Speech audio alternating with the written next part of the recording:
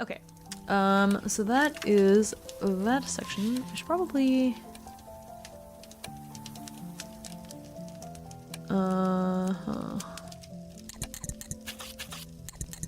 Yeah, I'm just gonna put a little bit of a line break.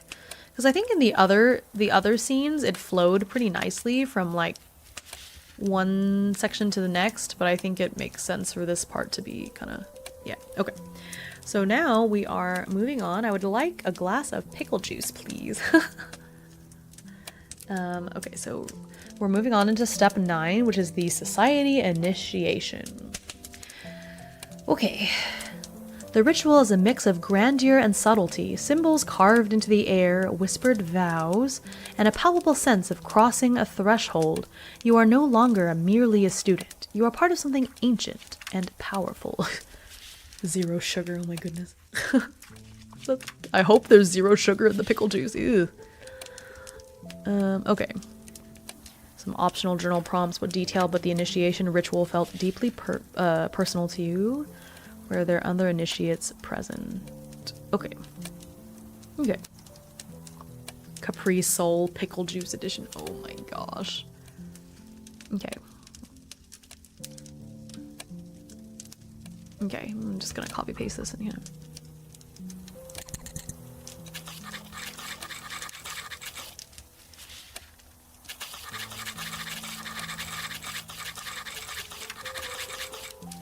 Okay.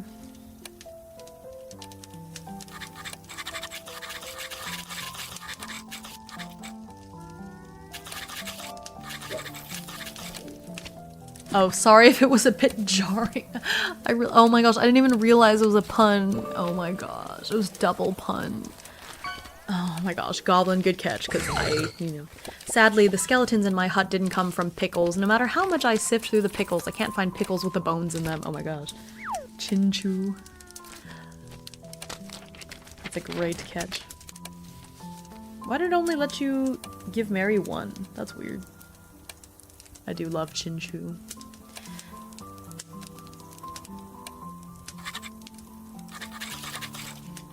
Is it just my dream, or is there like a conversation about a potato lamp? Yes, we did have a conversation about a potato lamp during today's session. That did happen. That's funny.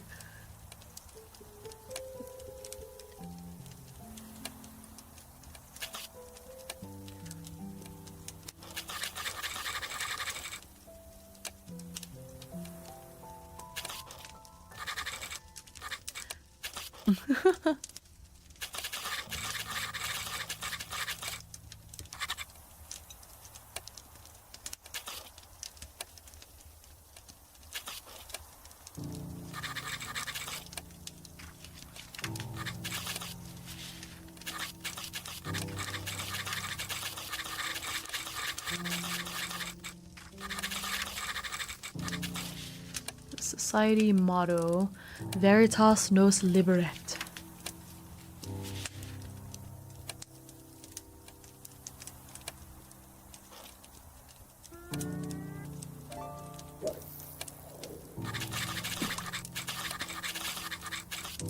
I'll try again with the theme. She should have gotten 3. Yeah, I'm not sure what happened. I wonder if... Yeah, that's strange. All of us are happy to meet you. Oh my goodness, there's more. Mary, have you ever had those tiny pickles? The one where it's like a whole cucumber, but they're really small? Like, pinky sized or even smaller? Those are so yummy, actually. Like, a good snack.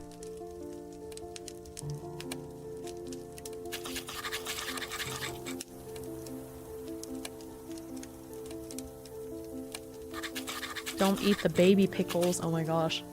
But they're so yummy. They have so much to live for. Oh my gosh. You want them to be a little older before you stuff them in a jar.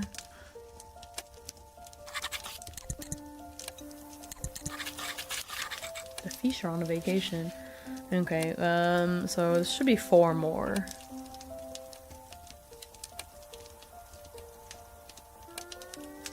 I wonder if maybe you can't do the the times one as a mod. Only that's weird. No, because you've done ×3 before and it worked. That's strange. Oh well. Okay.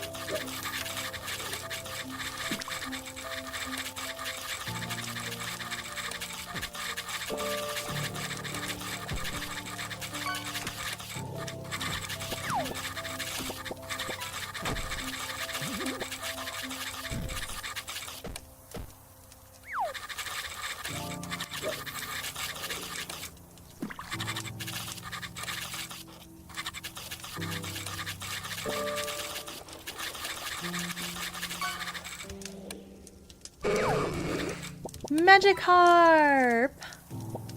Magikarp!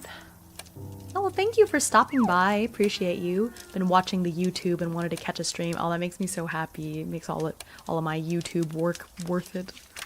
Makes me so happy when somebody says that because I spend so much time. Maybe because I'm on my laptop. I don't know. That's so strange.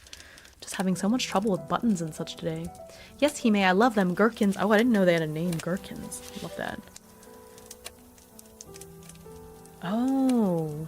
Buttons hard, TBH. You're not wrong.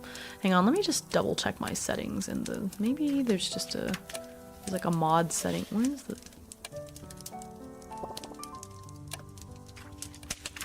I thought mods were supposed to be able... I had it set.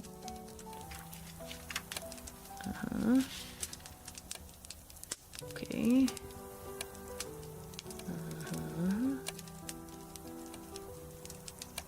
Mods can use...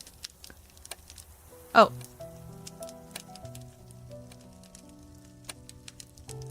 Okay. It's always just one. I guess you can... I guess it's fine for you to be able to do all of them. Okay, so you should be able to do all of the commands now, which, although I think the main one is just that one. But you could bring up the leaderboard and all that if you wanted to. The power! Okay.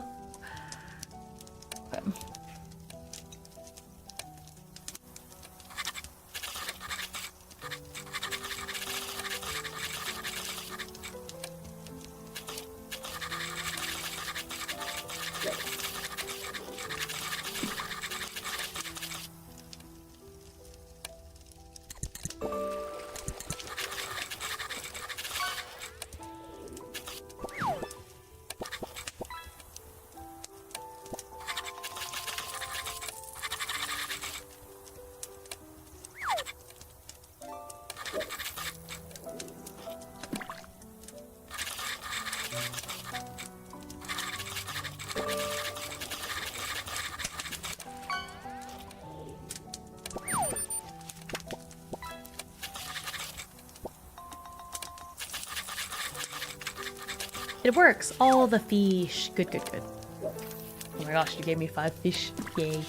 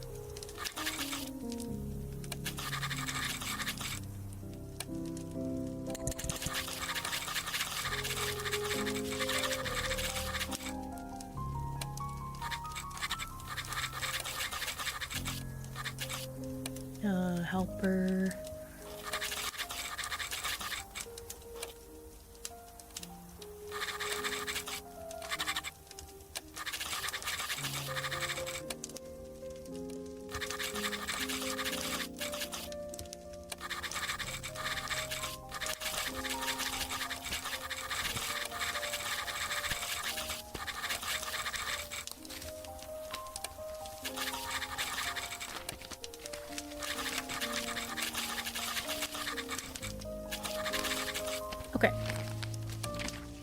You caught a pickle. Oh my gosh, it's perfect. I was so locked in, I didn't even notice. What a good mod. Gets more power and doesn't immediately do a fish times 100. Yeah, goblin is a good goblin. Okay.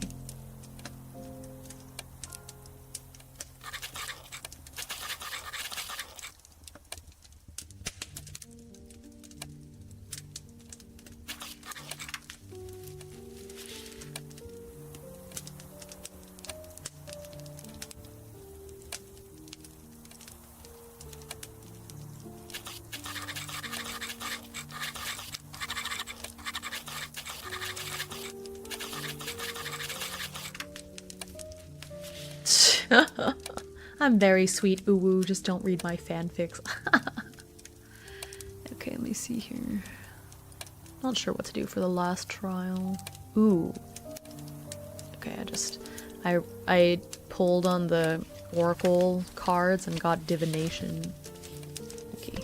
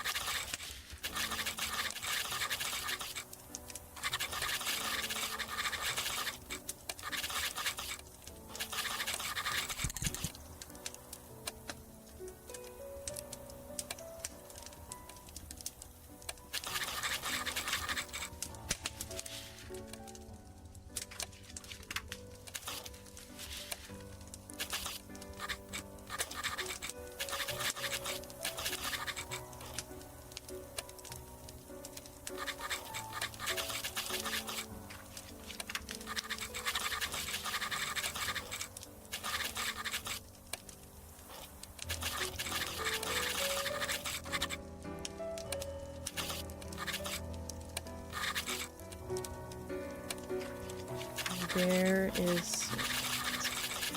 There we go.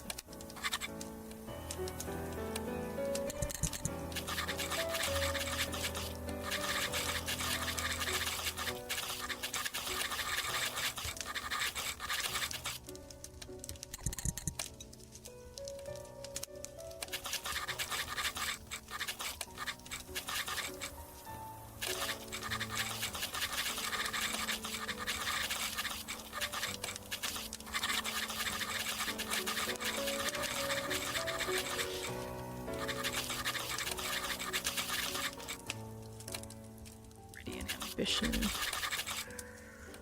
Ooh.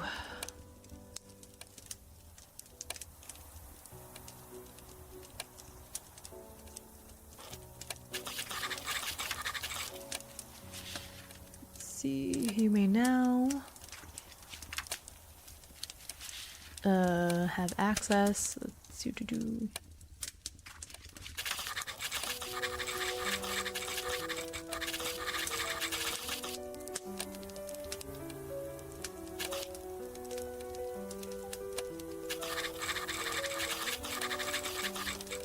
Ooh, there's supposed to be a strict hierarchy. I'll start thinking about it, but...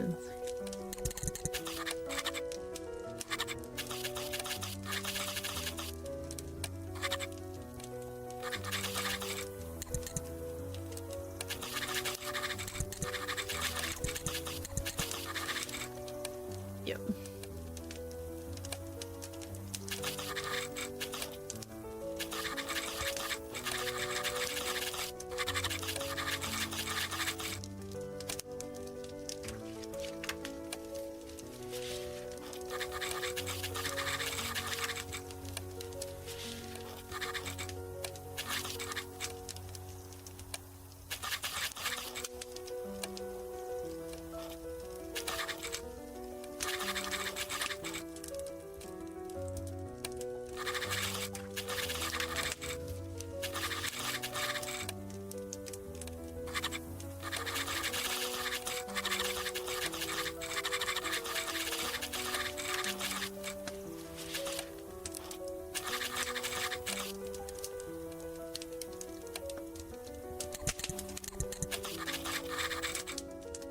Okay, is there anything else here?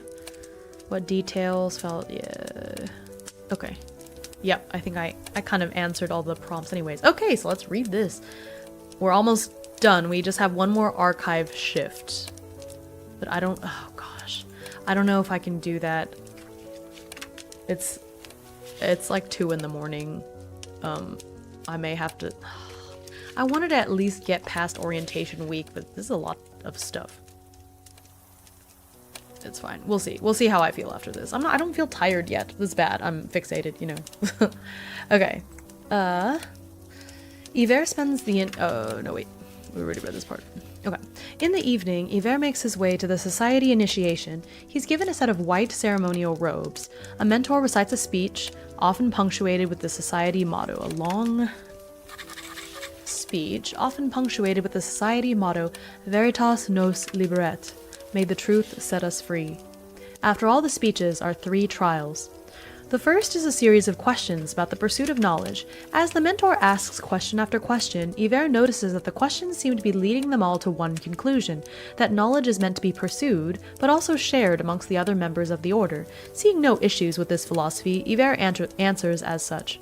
A few of the other initiates are ushered away during this trial. I guess their answers weren't what the society was looking for.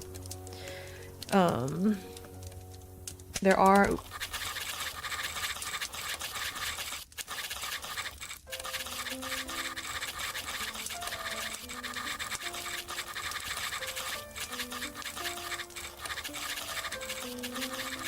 Okay. There are some people, of course, who wish to hoard knowledge and keep it to themselves. The questions are repetitive on purpose, he's sure. For its size, there is a surprising amount of content coming from it. You really locked into it. Yeah, I know, right? Yeah, the thing is, the oracles, or like the prompts I drew to make the secret society, because this just all came from the cards. Like, I elaborated a little bit, but that's, you know, it's really cool. I wrote a lot because, okay. All it says for the actual prompt about the society initiation is this. Well, I already read it, but let me read it again. The ritual is a mix of grandeur and subtlety, symbols carved into the air, whispered vows, and a palpable sense of crossing a threshold. You are no longer merely a student. You are part of something ancient and powerful. Journal about your initiation experience, drawing on the choices you made in the foundational charter. What detail about the initiation ritual felt deeply personal to you? Were there other initiates present? Anyone you know or complete strangers? How do you feel about the other initiates? What mark, gift, or knowledge do you take away from this moment? That's all. And then this is, I wrote a whole bunch to come with it, you know? It's very inspiring. This is a lot. Okay. Anyways, the second trial is an exam. Makes sense for a secret society about knowledge. Iver finishes the exam with time to spare, allowing him to observe his fellow initiates. There aren't many of them, especially after the first trial, perhaps 20 in all.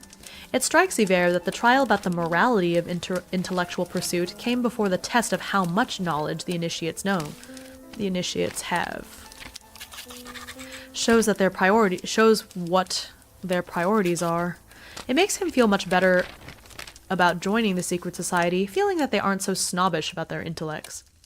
A few more initiates are ushered out after some of the Helper Society members seem to grade their exams unfavorably. No one tells Iver his score, but he must have done well enough because he soon herded into the last trial with about 8 others. When Iver sits down at a desk for his final trial, he's greeted by the sight of a wide, squat candle with a blue, flickering flame. "Stare into the flame," the mentor says solemnly. Feeling a little foolish, Iver does so. Strangely enough, he falls into a sort of trance. He sees visions in the blue flame. He can't seem to focus on any one vision long enough to get a real sense of what it's about, but overall he feels desire, a longing for knowledge, and the answers to the seemingly infinite font of questions inside of him. "How do you feel?" A familiar voice asks from behind him, snapping him out of his trance. It's Agnes. I want to be here. I want to search for truth alongside you all." Iver is surprised by his own fervor. So it shall be. Though he can't see her, he can hear the smile in Agnes's voice. When he turns, there are only 4 initiates left besides him. The 5 of them are formally inducted into the Society of the Viridian Ambition. "You may now have access to our secret traveling library. You need only ask one of the pages to schedule a time to borrow or read. All of the sponsors are pages, of course. And should you one day be able to contribute to the library or any of our special projects, we welcome you. It is done." Alright. He's had a busy week. Joining clubs, meeting cool people, getting initiated into a secret society randomly, like, oof. Okay. Now it is Friday. I feel like he should be doing other things other than his archive shift because, I think that's like at night, right? Pretty sure. Let me see here. Yeah, the first early shift.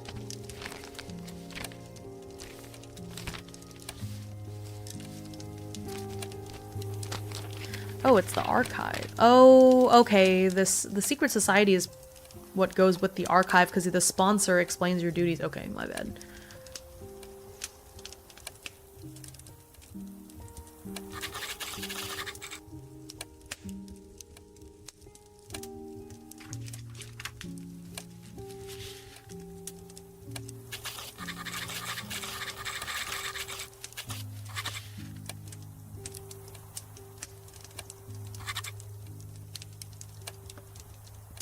Let me reread. "You may now have access to the archive. If ever you have questions, you need only ask one of the pages. All of the sponsors are pages, of course. And should you one day be able to contribute to the library or any of our special projects, we welcome you. It is done." Okay, I didn't understand that the secret society was part of the archive. Okay, I didn't read this part. I thought I did. I thought I read this, but maybe I just kind of skipped over it. Okay, so this is in the rulebook. The Secret Society. The whispers are true. The Secret Society is real, a shadowy organization whose singular mission is to gather and protect knowledge too dangerous, powerful, or otherworldly to fall into the wrong hands. Hidden deep within the university, its lifeblood is a sprawling archive that defies both logic and time, a place where reality itself bends to its ancient will. Oh. Okay, interesting. Because I feel like that conflicts a little bit with all of the different society stuff that came out. Because you could pull... hang on. When you're pulling about the society... Oh, I see. Oh, because it's about finding knowledge. Okay, actually, it's fine. Okay. Okay, I understand. So I didn't realize that the archive and the society were, like, intertwined, but that actually makes a lot of sense, so it's fine. It's actually okay. Okay, so now Friday, the first archive shift, so that is... that's at the early shift. It's at 6 p.m. So I should have 6 hours in the morning to do stuff. Let me see here. Yeah, but it's like before class starts, and I feel like he's already studied enough this week. So maybe I'll split it up. It's just for flavor anyways, but let's split this up because this is his less important class. So let's say he studied for dating techniques and chronology there and there. So he has 3 hours total, which I think is fine. Okay. And then what else did he do?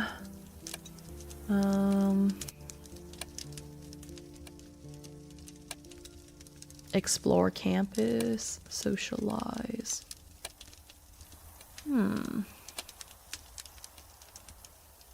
Yeah, let's try to socialize a little bit. Okay, so we'll do that. Okay. Downtime. Okay, let me take this moment to read through the stuff about the character relationships. Because I might need to put that in. Okay. Focus on deepening relationships. Okay. This codex helps you track how your custodian connects with others. Okay. This expansion integrates into your existing playthrough, functioning primarily during downtime. Yep, okay. Okay. You meet a recurring NPC, want to track the relationship over time. Yep, that's important. Okay. Okay, cool.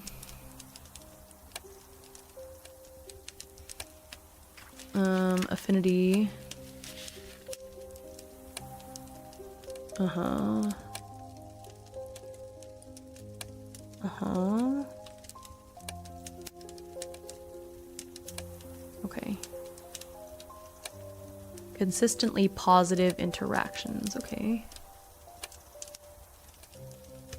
Unlike structured research tasks, conversations and interactions don't follow a strict action cost.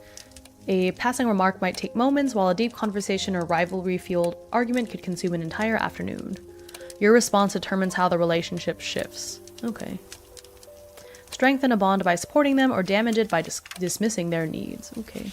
Small exchanges, meaningful conversations, defining moments. Okay.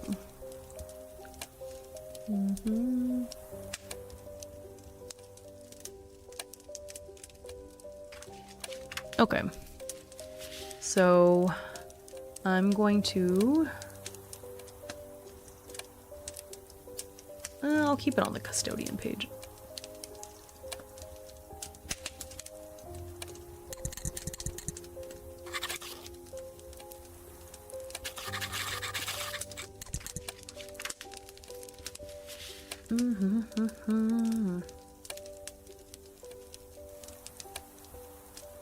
Yes, this is affinity points.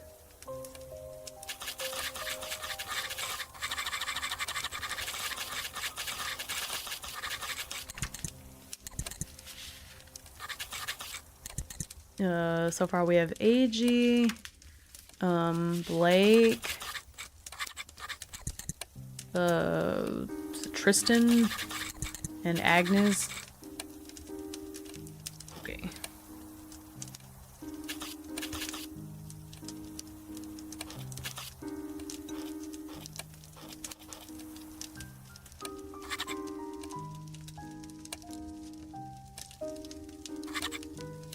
Okay.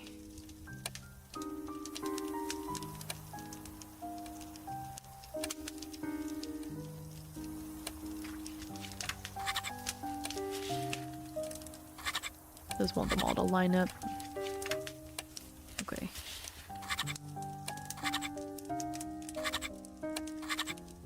There we go.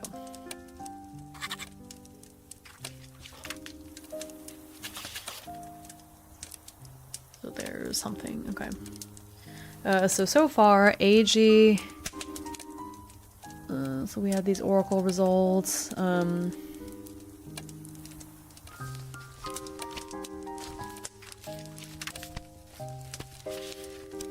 Keep a running total of affinity points.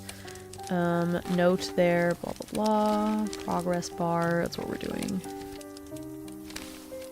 I don't know, does this have a progress bar?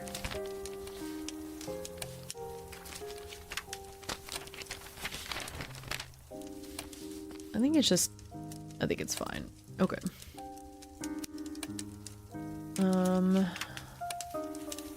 So I get to decide how much AP, I guess. So like, is it minor? Is it meaningful? Is it major? So let's see. So Eiji, just go through and decide how many AP points we have, I guess.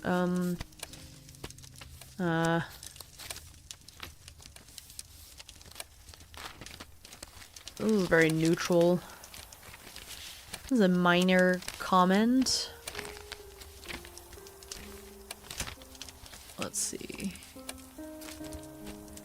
I think this is fine. This is very neutral here. They just had a conversation. I don't feel like this would have changed their relationship. Here. Blake, though, I think should have it positive because we accepted his invitation to join. It's like meaningful but not major, so I think Blake should be at a 2. As of this day, anyway. And then,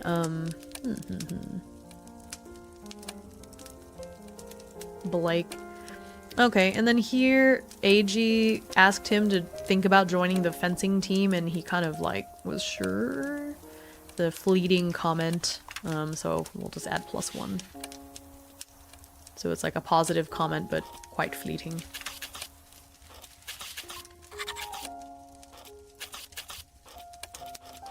Okay.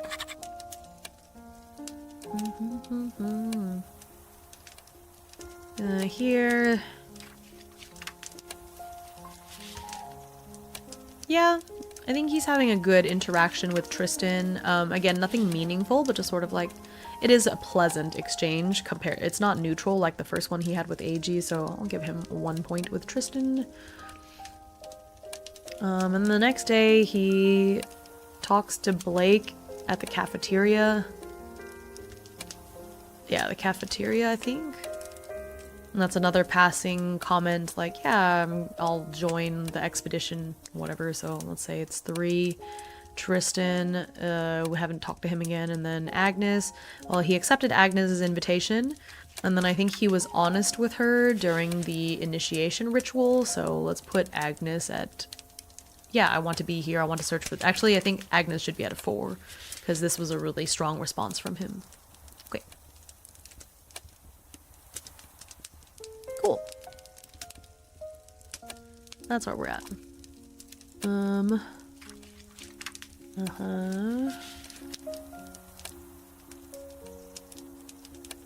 Yep.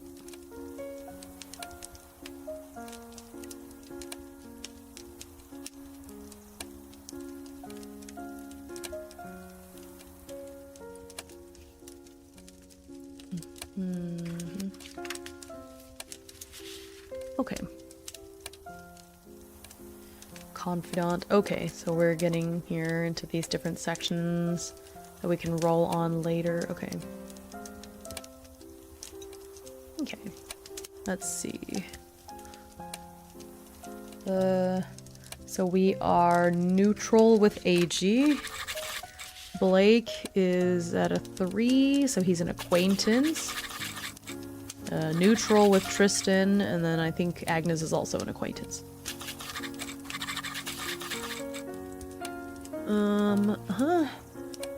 So we get the social and daily rituals. Okay. Yeah, we're not being romantic, so it's fine.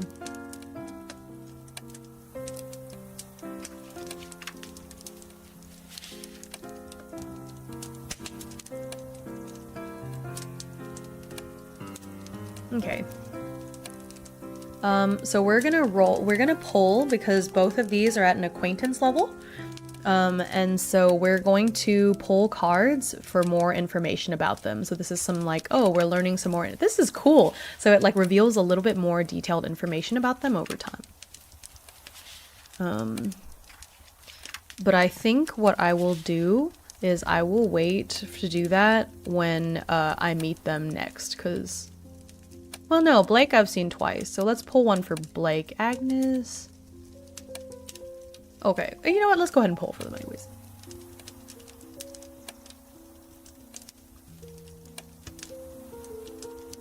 Okay, so this is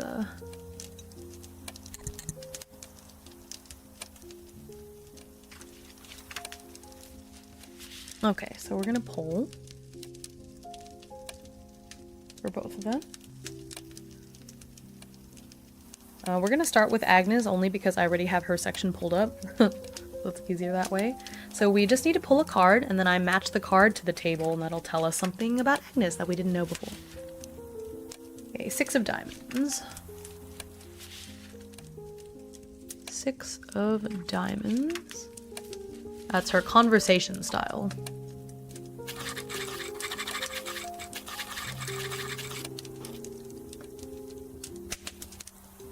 Hums or sings under their breath when happy. It's cute. Yeah, that's cute. It's good to know.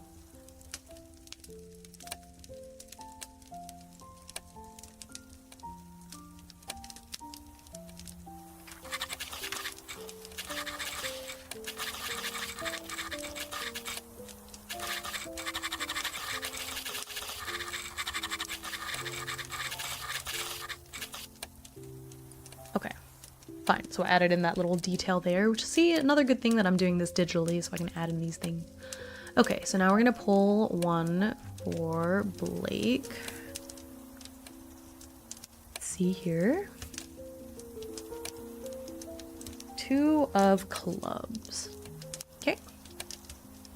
2 of clubs. Clubs is group and social behavior. Oh my gosh. How do the cards know? Like this one was perfect. This was perfect for Agnes because, you know, we've spoken to her quite a bit. And then this is perfect for Blake because we met them in a group setting the second time. Oh my gosh, that's so funny. Group and social behavior. Oh my gosh, how do the cards just know? That's perfect. Okay, 2. Ooh, the heart of the cards, it just knows.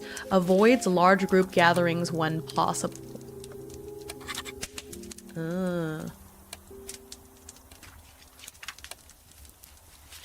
Wait, I'm gonna add a little detail from the cafeteria.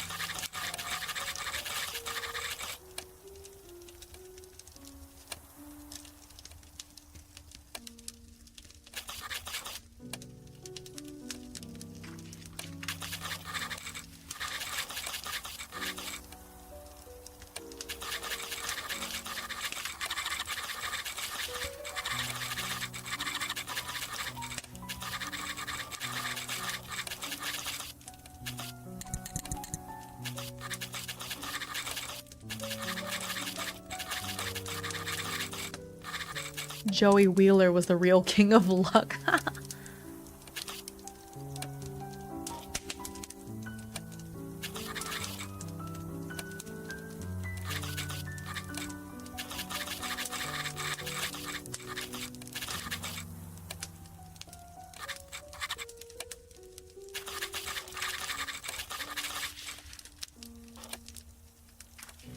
Okay.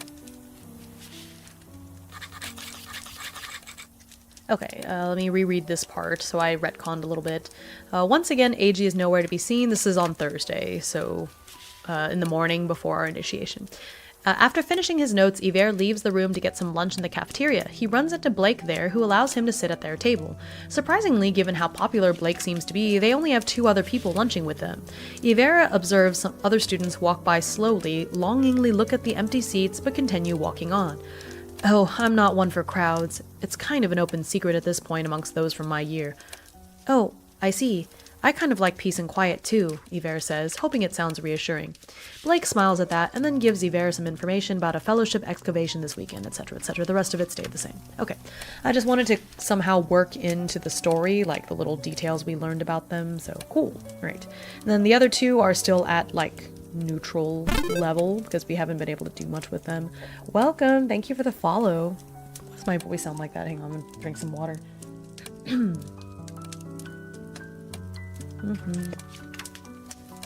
Okay. No, that didn't help. Alright. Oh, I just had to clear my throat. There we go. Okay. Yeah.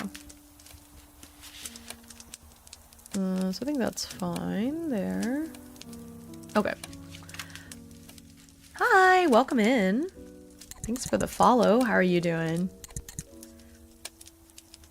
We are playing the Archivium, which is a solo journaling RPG about, it's a dark academia, kind of cozy horror themed one.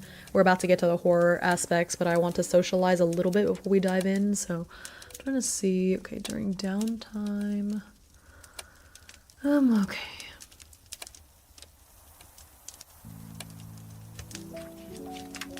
Don't follow a strict action cost. Okay.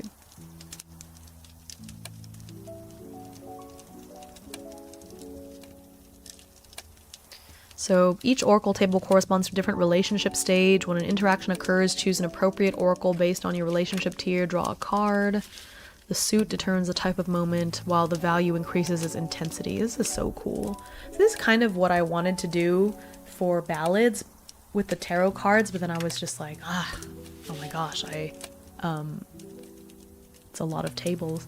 Of course, I'm doing well. I saw you playing this and I wanted to pop in. I actually haven't seen many people playing it and the vibes here just seem cozy. Oh, okay, yeah. I try really hard to have cozy vibes, so that makes me happy. Yeah, this is a game I've had on my radar for a long time. If you don't know this about me, I primarily stream solo RPGs on this channel. But recently I finished another game I had been playing, so I was like, okay, finally, it's time. And so I slotted this in and I am obsessed. So I streamed this yesterday for like 4 hours, and now here we are again. Just, what is sleep? But yeah, have you played it? Happy to see somebody else who knows about it. To know how familiar you are with the game. I'm trying to play with the 3 codices to, okay, so different relationship stage. Okay. Card system. Okay. Okay, but that's for acquaintance. We're not even an acquaintance yet. We're just strangers. So, shoot. So,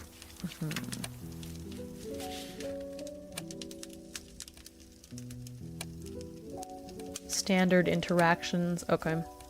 So there's not going to be a prompt per se, so I might need to use another oracle to, like, trigger something. Okay. Okay. I want to try to spend some time with Eiji. He's, like, always leaving. He's always out and about, so let's try to track him down. The heck? Okay.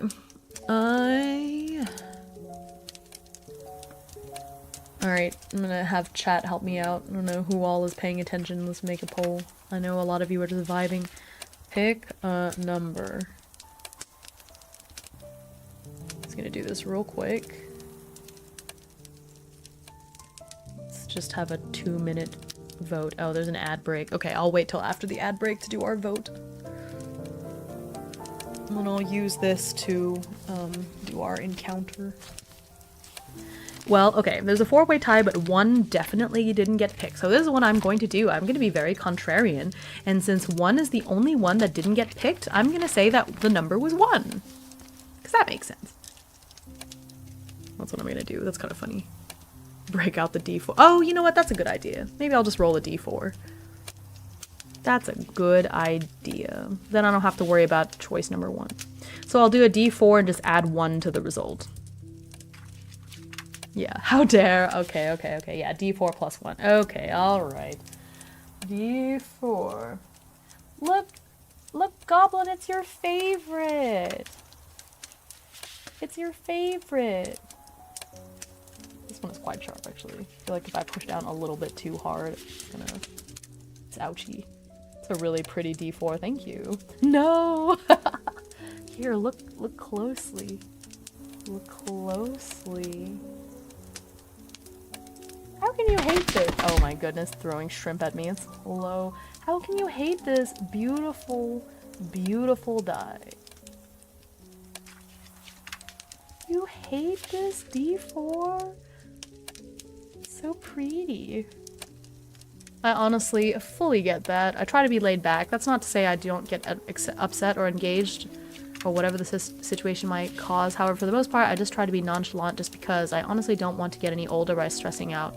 Yeah, that makes sense. I don't mind if other people curse, I just personally don't. Sometimes I do accidentally. I think yesterday I cursed on stream. I accidentally dropped something on the ground, but I don't think people were listening, or maybe I said it quietly enough that nobody noticed because nobody said anything. I was like, oh, woo. But yeah, no, I don't mind if other people curse. I just try not to. But if I do, whatever. Okay, anyways, so we're now gonna proceed to roll Goblin's favorite dice. So it's gonna be this +1, since y'all did not say 1. It was not made for my goblin hands. Well, look at the D4 compared to my hand. Like, when I hold it, you know. That's tiny. I have small hands, so it works for me. Alright, anyways. Be careful, Hime. That thing is dangerous. It is. This one is particularly sharp, actually. I don't know if y'all can even see it, but it's like, look at that point. That's a ouch. Okay. I rolled a 2. Okay, so it's a 3. Please tell me that is not a normal size D4. I mean, seems pretty standard to me. It's actually bigger than, so I have, this is another dice that I got, a student got me, and it's a little bit smaller, so I think this is slightly bigger, like a show dice. Because it's even bigger for me, and it's still pretty small in my hand. And then I have this one, and then, oh, you want to see?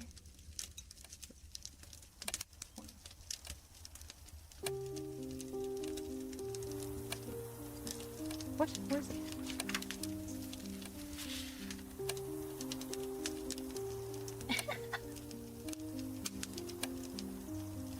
Look at this one.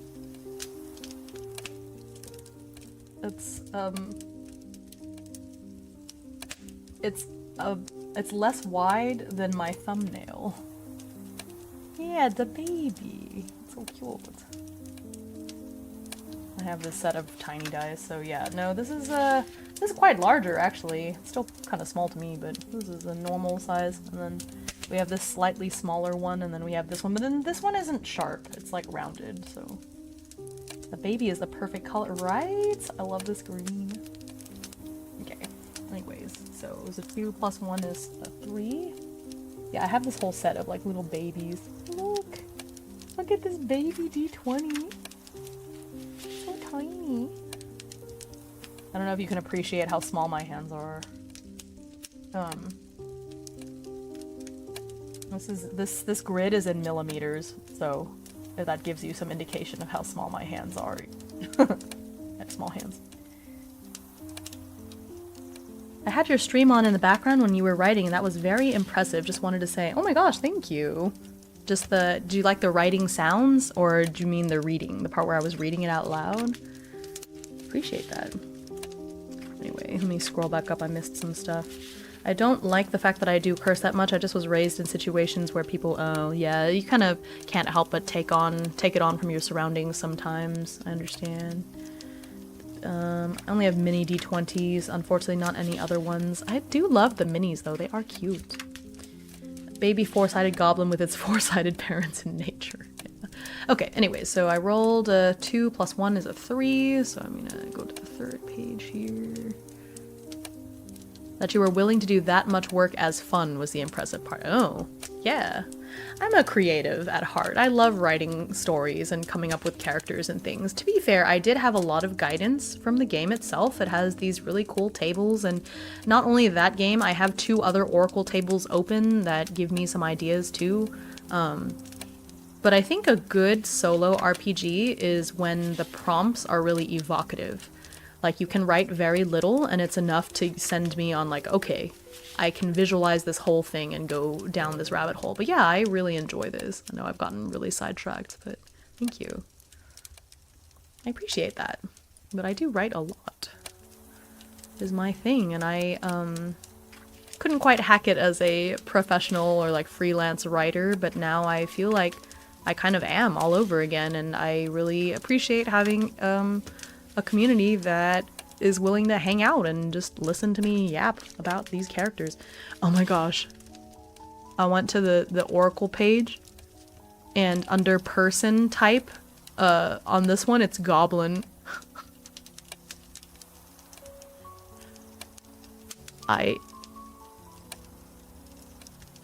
That's so funny. But yeah, I'm here for an event. Something evocative. The bathroom stall was ominously open. Oh my gosh, that is ominous and evocative. Okay, show.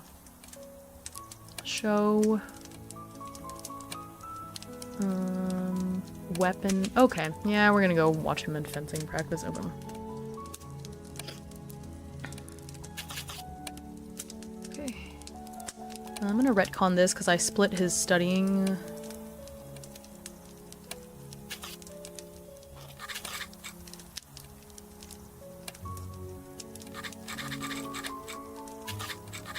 I thought he studied for the other class already.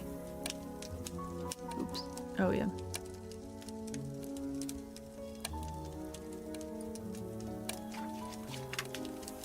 Okay, let me do this then.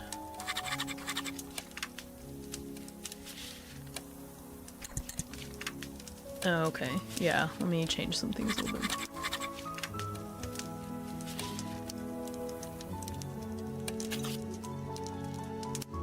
Okay, it's almost 4 AM for me. I need sleep because I'm sleep deprived. Oh my gosh, yeah, thank you. Thank you so much for stopping by and sharing your thoughts with me. I'm happy to see someone else who, you know, knows about this game, which I know it's because you know one of the devs, but thank you so much. Hope you have a nice sleep. I wish I had your work ethic. I guess it's different because to me this isn't work. I'm having fun, you know? I legitimately just really enjoy this. Yeah, exactly. It's not work to me. I am inherently very lazy. If it's not something I have to do, I really don't like to do stuff. So it's just what I enjoy, that's all. And that's part of why I stream solo RPGs, because video games, yeah, I mean, I enjoy video games and all, but I think when I first started streaming, when I was playing games, part of why it was hard for me to create a consistent stream schedule was because I started feeling like playing video games was work.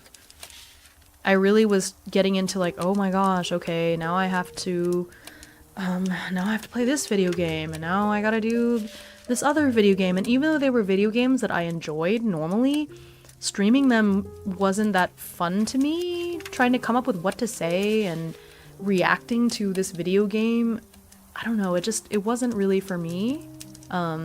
So I do play video games from time to time on stream now, but it's definitely not my main content. And so to me, playing solo RPGs is really fun. That's what I enjoy. And since I switched over to doing mostly that, I'm just so much happier streaming. Alright, that's what I wish I had. LOL, the ability to do stuff for fun that's tedious. Yeah, that's understandable. You just start small. Of course, thank you. I'll definitely try to stop in for the next stream if I can. I typically have the time since I usually physically can't leave my house. We got the okay from my doctor. Oh, that's good that your immune system is getting better. That is a long time. Oh, I'm glad you can go out to eat. Yeah, sleep well. It's okay. Type a lot. I like to hear it. It's just fun to get to know people. All the games you play, super cool one. Thank you. Yeah, I am picky because like I said, if I don't have to do it or don't want to do it, I don't want to do it, you know. But yeah, you definitely want to start small. when I started, I chose games that didn't require quite so much journaling, or maybe they were shorts.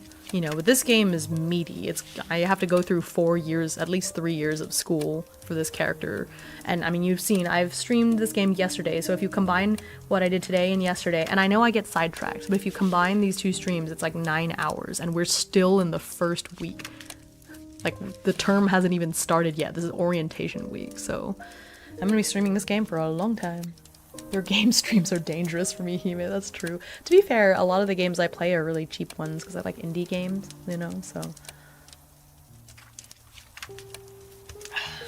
Me, when I go into streams with people who are like, oh, no, they're playing Fantasy Life and stuff, and they're like, oh, Hime, have you played Fantasy Life? I'm like, haha, Fantasy Life is like $60, which is very silly because I have easily spent more than $60 on other stuff, you know, this week or whatever. It's just something about spending $60 on a video game is just, I don't know. So I mostly play indie games. Like the last couple of games I've played on stream, like those idle games, are like not very much. They need to be cheap for me because yeah, relatable. Yeah. Okay.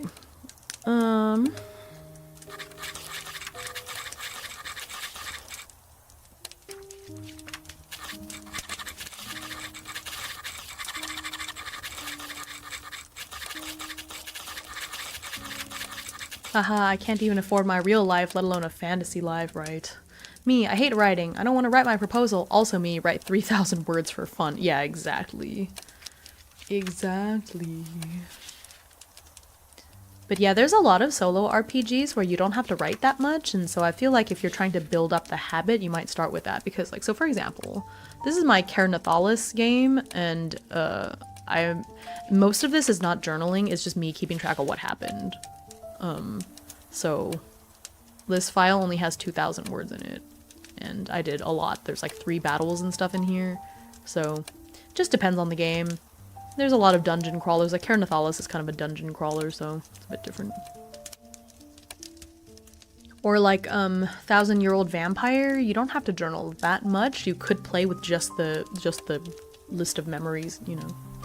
Yeah, I'll drop like 200 at the grocery store, but it's nothing, but then not buy a game on sale for 30 bucks, so that seems too high still, lol. Yeah, no, that's exactly, yeah, I understand that feeling all too well. It's just, I don't know, it's different. The category makes it seem more or less expensive sometimes.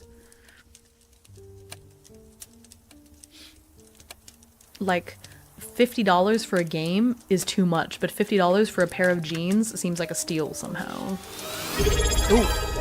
Thank you for the subscription. Has been let oh my into goodness. the secret clubhouse. Welcome to the secret clubhouse. Welcome, welcome.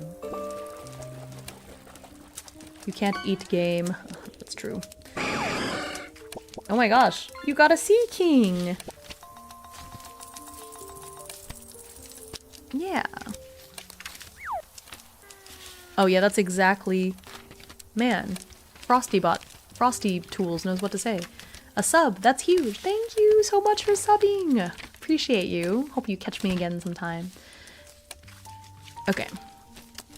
Other core class. It does feel weird to use like he, him pronouns in this game because I think the last... Now that I think about it, pretty much every solo RPG I've played on stream, I've had either a non-binary character or a female character. This is probably my first time in a long time playing a male character, so it's kind of interesting. Okay, I just wanted to try something different. Just spending the morning sifting through the textbook for his other core class. Figure I might as well sub before I go since I enjoy the content and like it here. Thank you so much! Yeah, this is, I would say that this game is pretty representative of my streams. I do a lot of streams like this, so... if you like it, yeah, we'll have some more of this very soon. Anyways, for real, have a good night now. Yeah, thank you so much. Have a good sleep.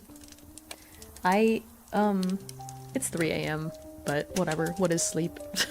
What is sleep? Can I eat it? Who needs sleep anyways? Not me. After spending the morning sifting through the textbook for his other core class, Iver.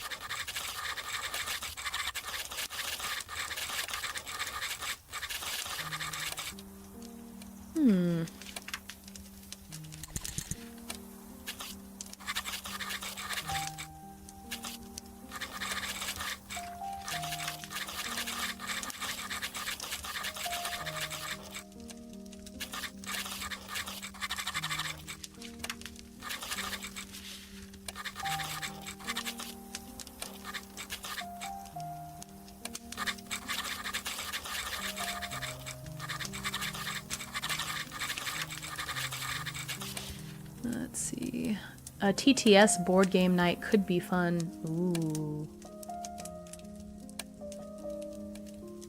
Wait, TTS? Oh, tabletop simulator. I first interpreted TTS as text-to-speech, so I was like, what would a text-to-speech board game entail? Yeah, I think so too. That would be a fun game night. Yeah.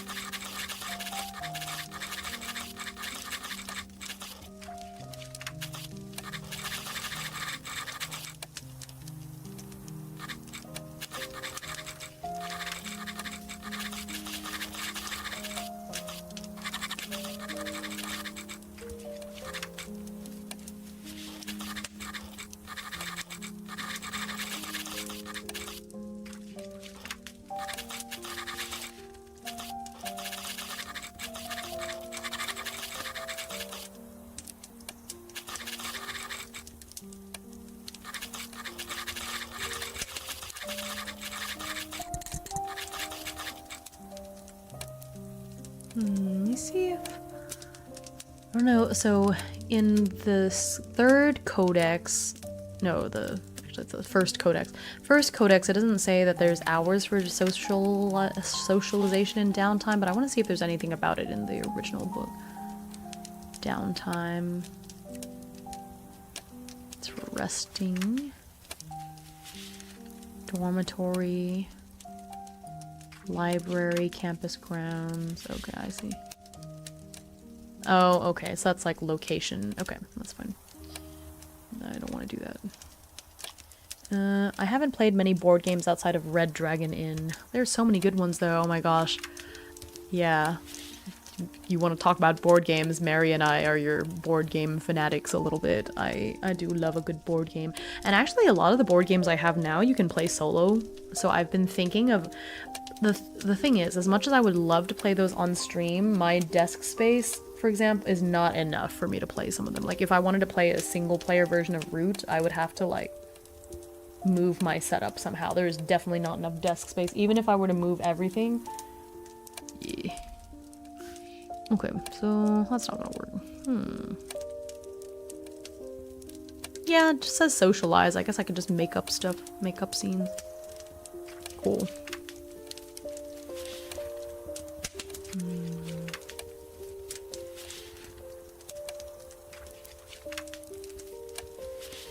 Each oracle table, yeah, see? So it just says standard.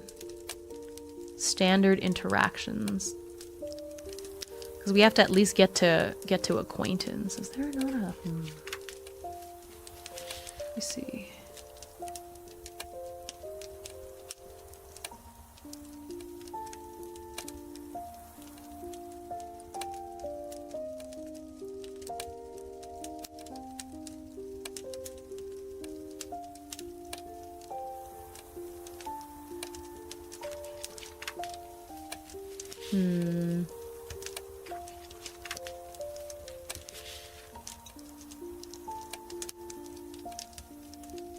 Romance oracles. They get through that.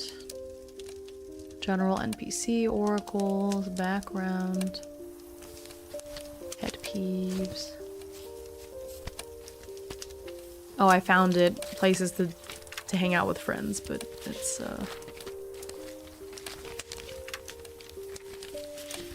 okay. That's fine. I think I'm okay with this for now. Okay, I see. Campus locations. Okay, we'll deal with that after, I guess.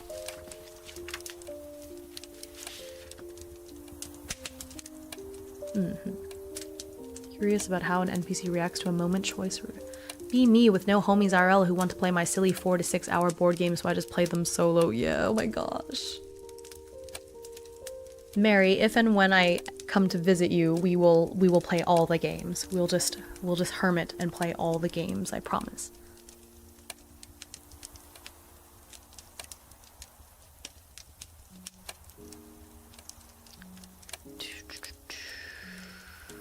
Yeah. Okay. I'm just gonna continue on with the scene.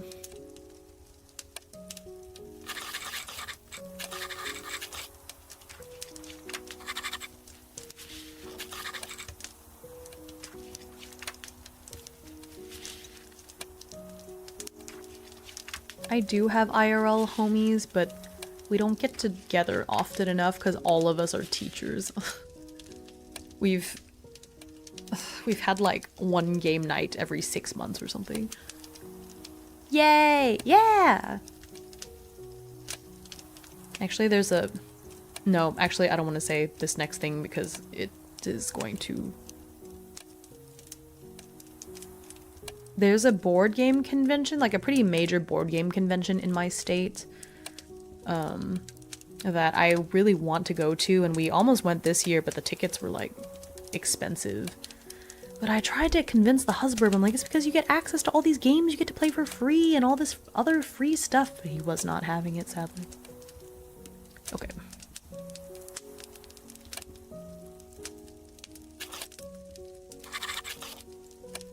Yay! Oh my gosh, I was highlighted. How did you do that? What the heck? Try effect?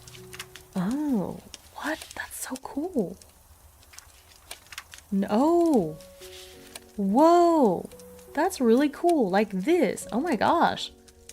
That's so cool. No charge. Oh, it costs bits. Ooh. That's so cool looking. What the heck? That's neat.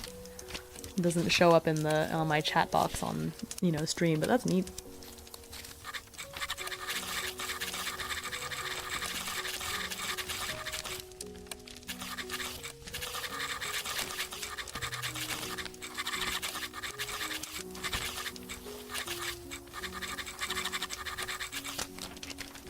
Wow, wow. Yeah, that's so cool. Thanks for the head pats, by the way.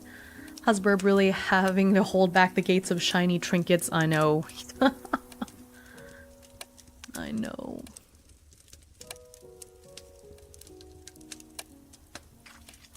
He's always out to get me. We were eating dinner with my parents today, and I made a comment about how, like, one of my friends is in Europe, and I was like, yeah, I mean, I like traveling, but on the other hand, you know, we have a mortgage and I pay a lot of money for this house, so I might as well spend time in it, you know, and stay at home. And then the husband said, yeah, stay at home so you can make a mess in this house every day.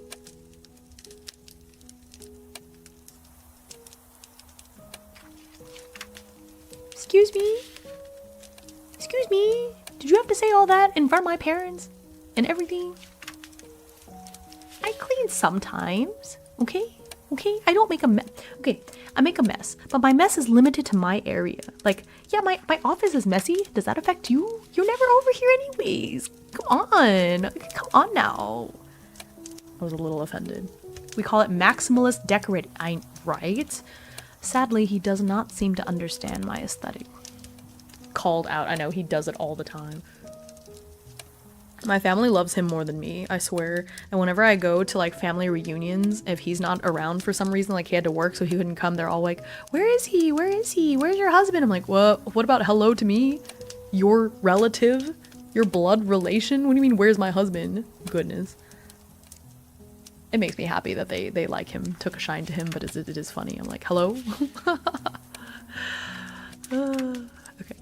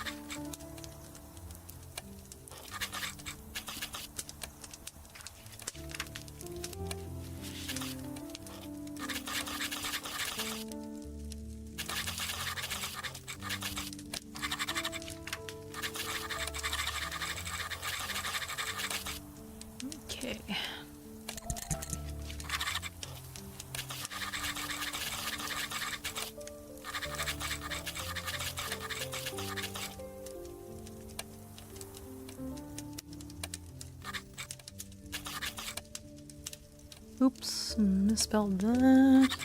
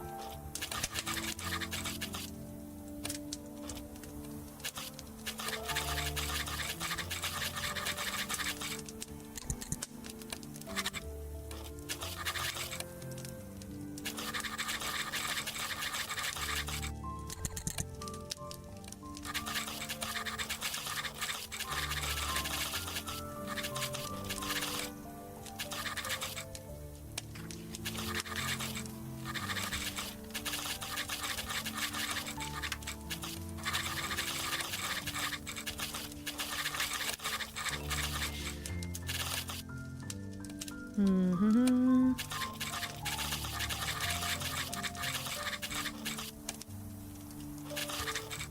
Okay. Oh, he's in the astrophysics program. That's his class in sophomore year. It's 1, 2. Stellar. Oh gosh. Quantum mechanics. Blah. Blah.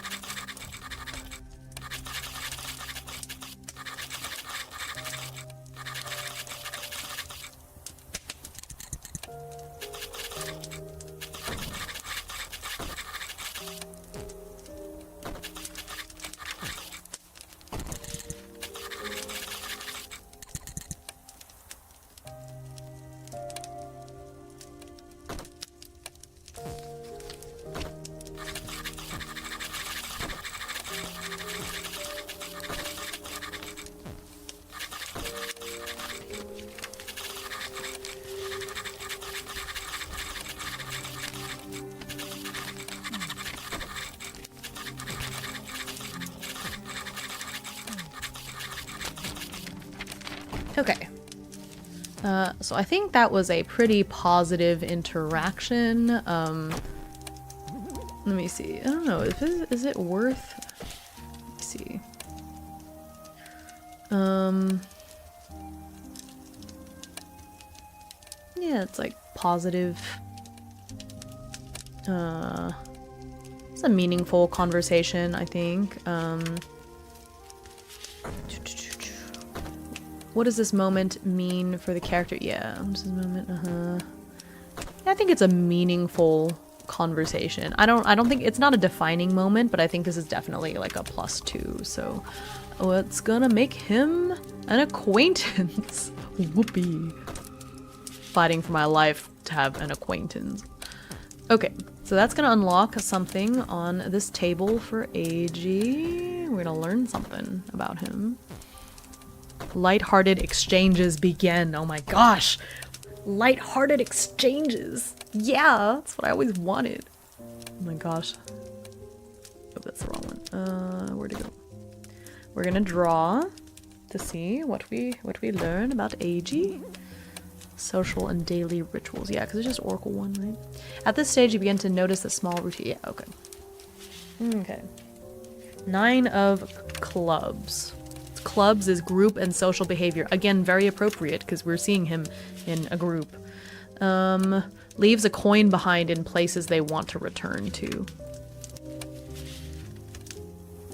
Okay. Put that. Group and social behavior.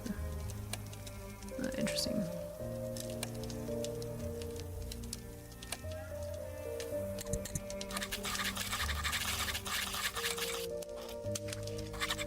Also appropriate because clubs equals clubs. Oh my gosh. You're so right. I didn't even think about that.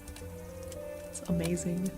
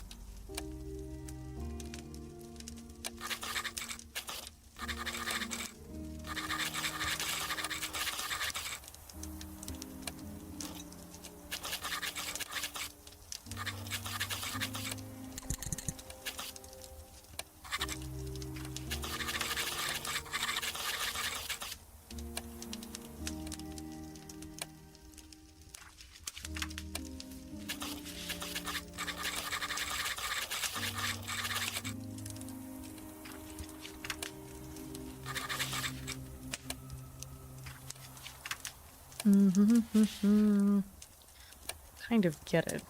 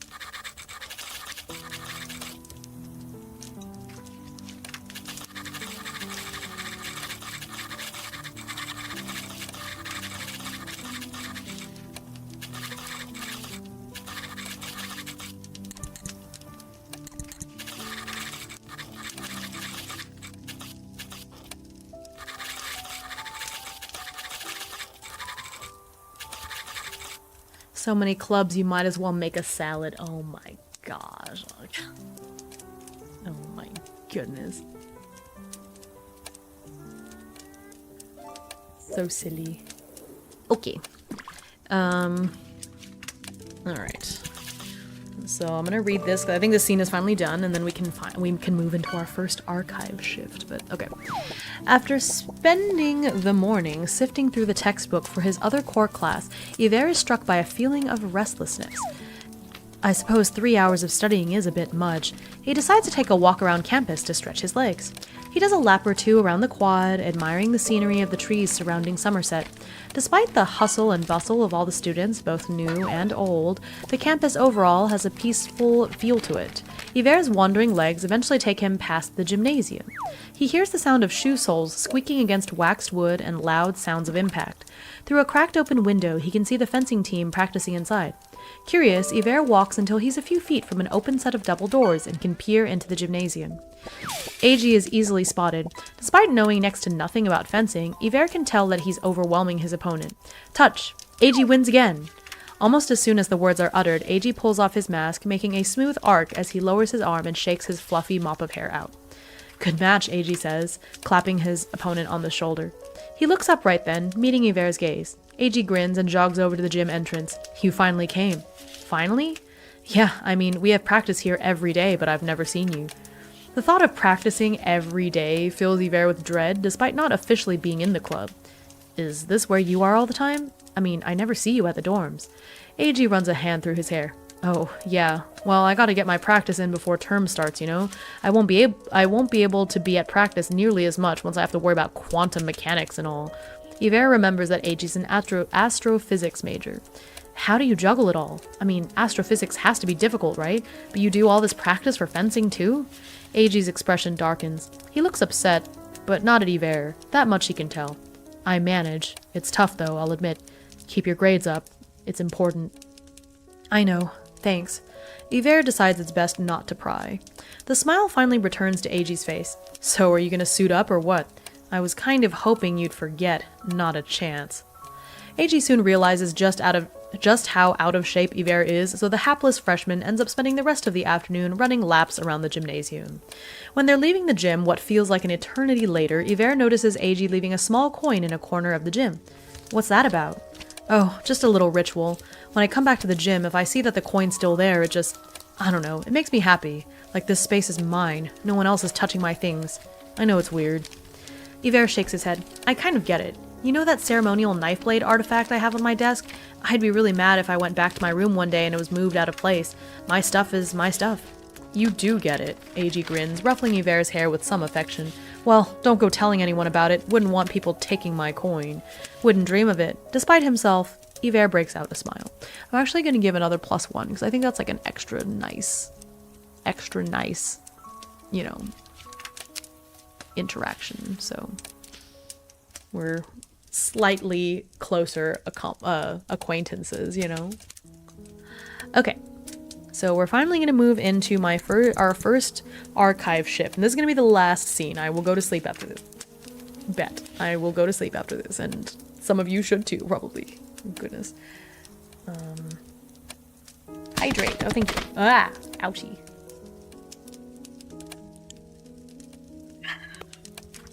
Oh. I just realized I had the camera on this whole time instead of this. I mean, I guess it's fine. I was reading it out loud, but... my bad. I was supposed to have this on the screen so I could read it as I was reading it, but my bad, so sorry. Nobody said anything. I know you're just listening, it's fine, it's just funny. Okay, so we finished that socialization scene, and so now we're going to move to this.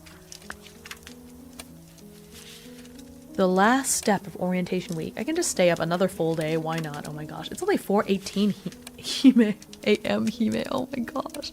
All the time zones. I'm usually not up this late, but I'm really into this game.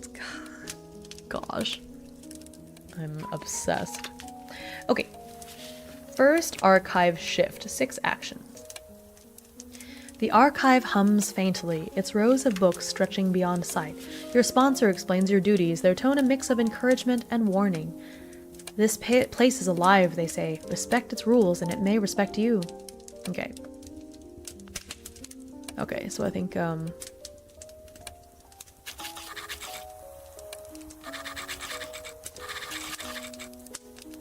honestly, I had so much fun yesterday. I hate that we have to wait 2 weeks for the next Fabula Ultima game. Yeah, time for some more coffee and pickle juice to wake up. Oh no. I have to work out later, though. If I have a class. I don't need that much sleep. I think as long as I sleep by 4 or 5, I should be okay. Genuinely was a blast. It really was. I had such a good time.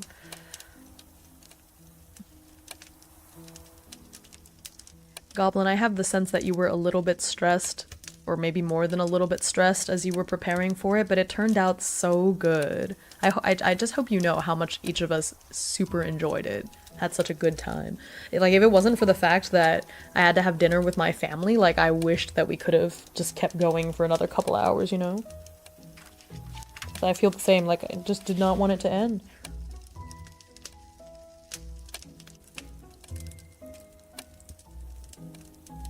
Okay.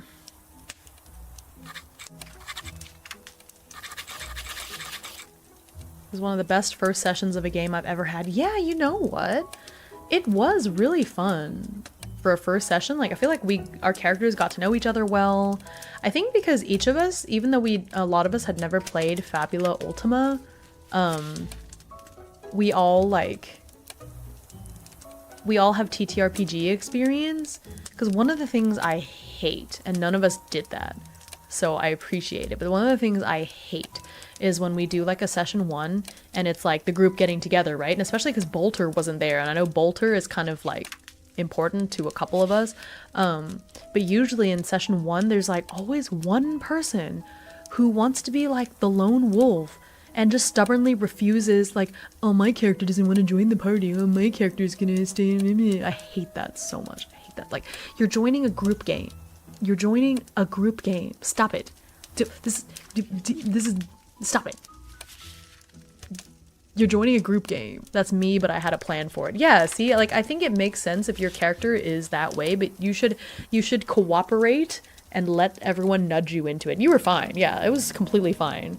It's just like, I hate it when they're stubborn about it, and then we end up wasting so much time almost convincing them to join the party, and it's like, it takes a lot of time and it's silly.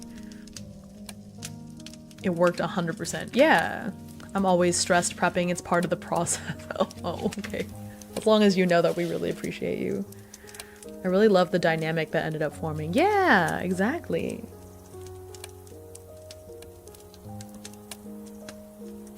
Also really love the win for the win. Like, whose turn is it? We should just let win go and blow everybody up.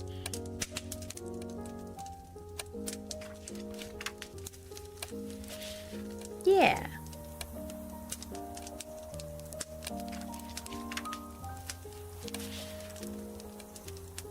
I'm also trying to get confirmation whether I can make it next week. I would really hate, or not next week, but next session. I would really hate to miss it because it seems like almost everybody else can go. My brother may be coming into town that weekend. I'm trying to get confirmation if he's coming that week or the week after.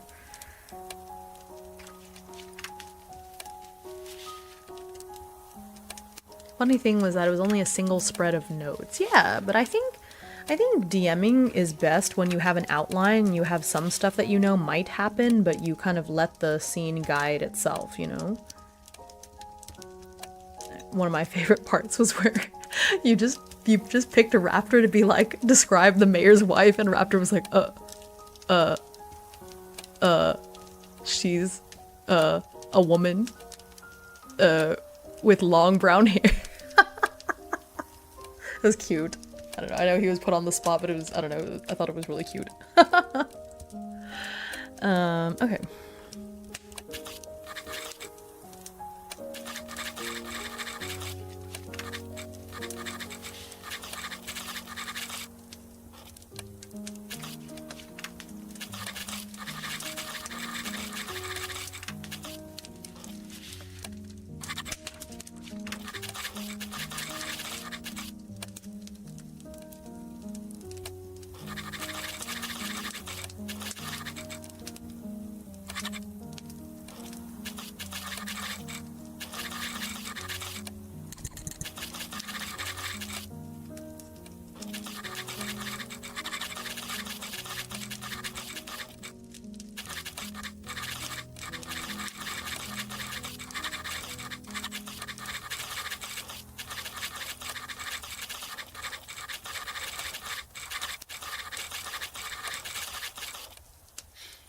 Okay. Poor Raptor, absolutely ambushed. You gotta keep players on their toes. To be fair, she did seem like a nice lady. She did. It was a funny moment.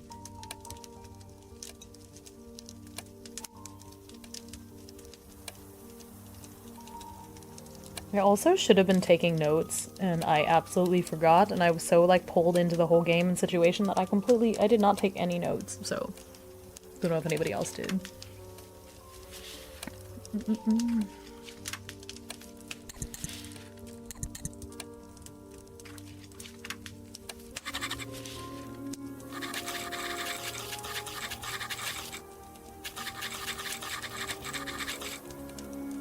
I also forgot to take notes. Thankfully it's recorded. That is true.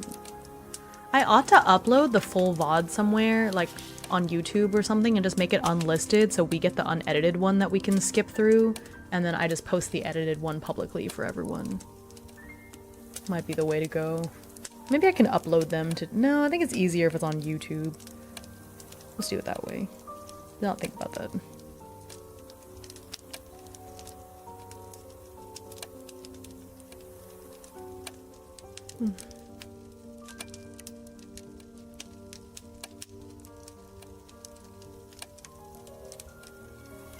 Where did I say the archive was?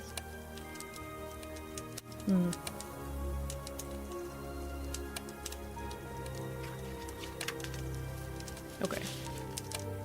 I took a few little notes, mostly about camp actions. Oh, okay. Nice.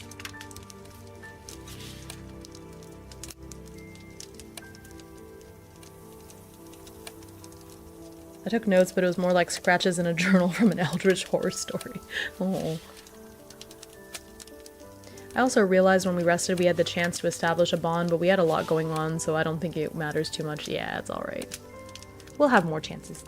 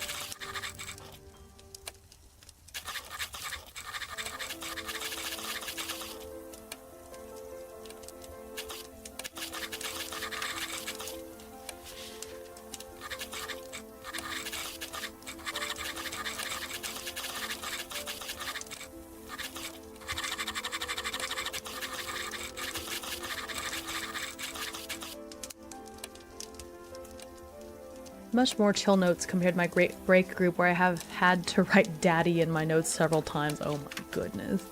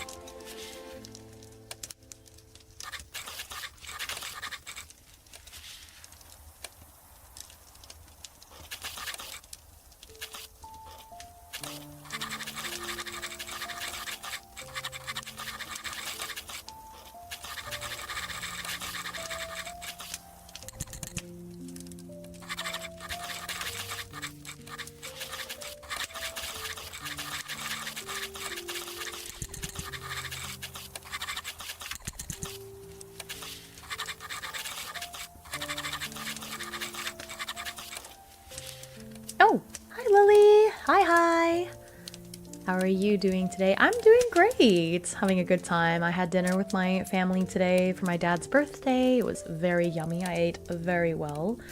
Some of my favorite food. And yeah, so we're having a chill time. How was your day? What have you been up to today?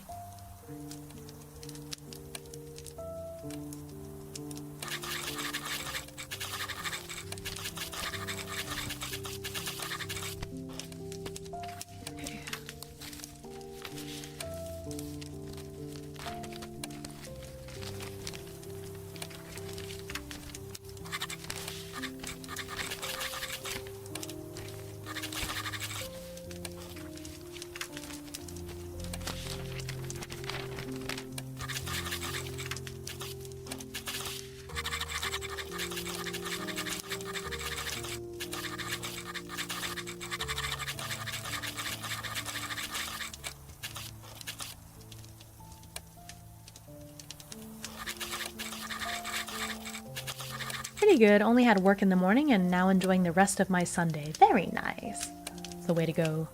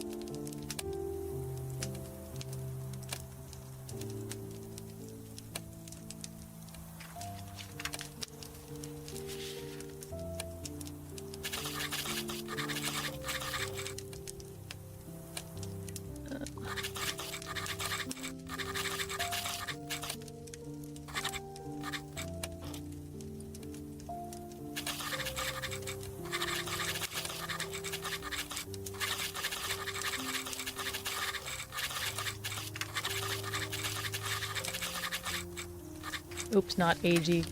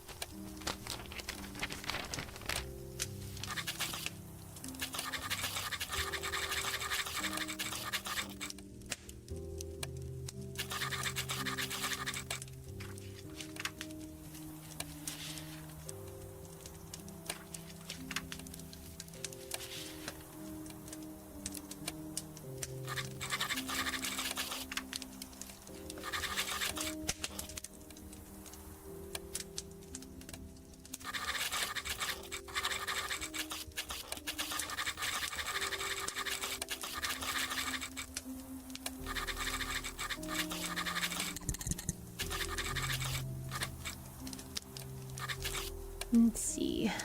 We love a chill Sunday. How was your day? I had an amazing day. We played games earlier. Yeah, that's awesome. Best kind of day.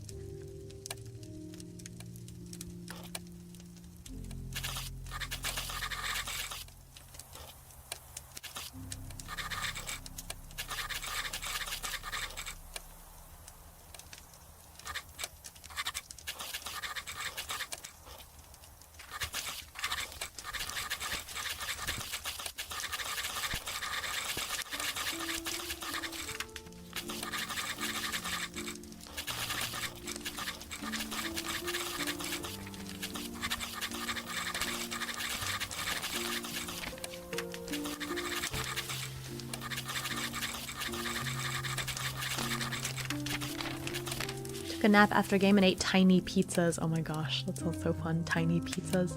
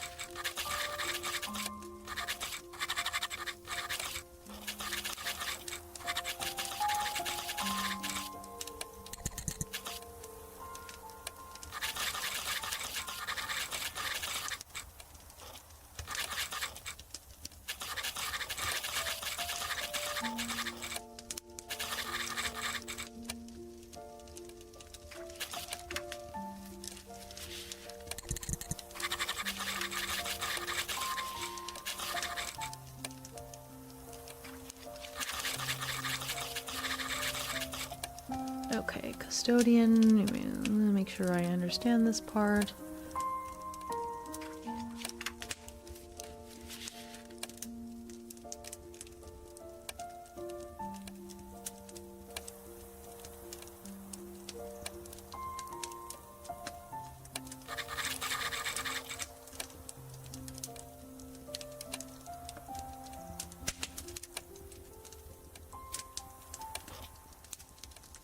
How many of them are they all custodians?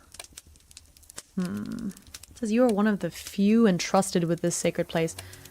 I think, are we, as a new initiate? Yeah, I think we're all custodians.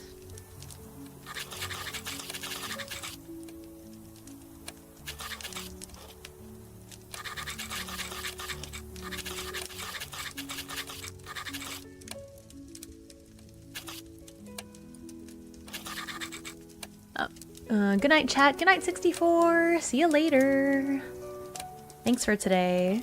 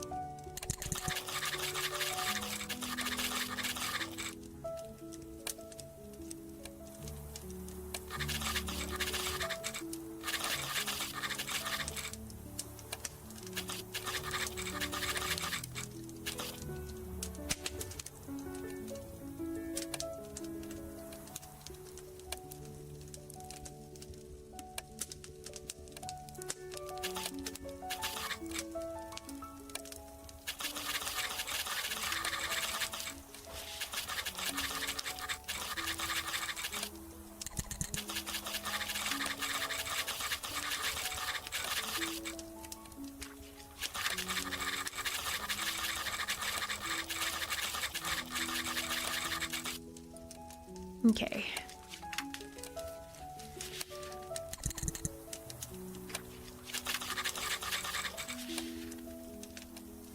Okay.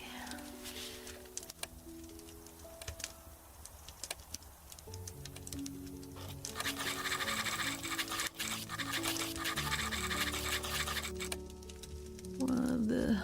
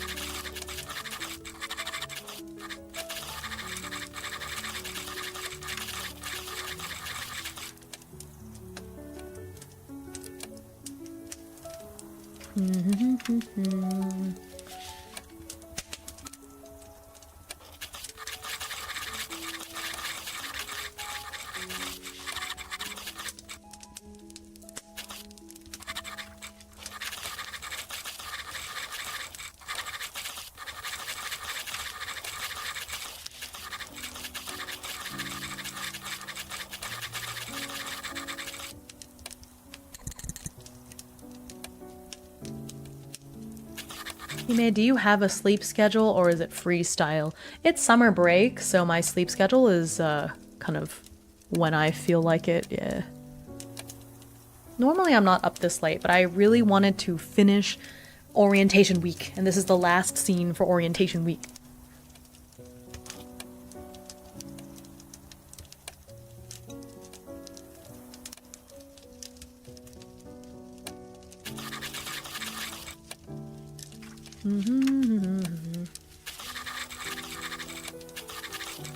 These are moth hours, not burb hours, Hime. I know, it's quite odd. I'm usually not up this late at all.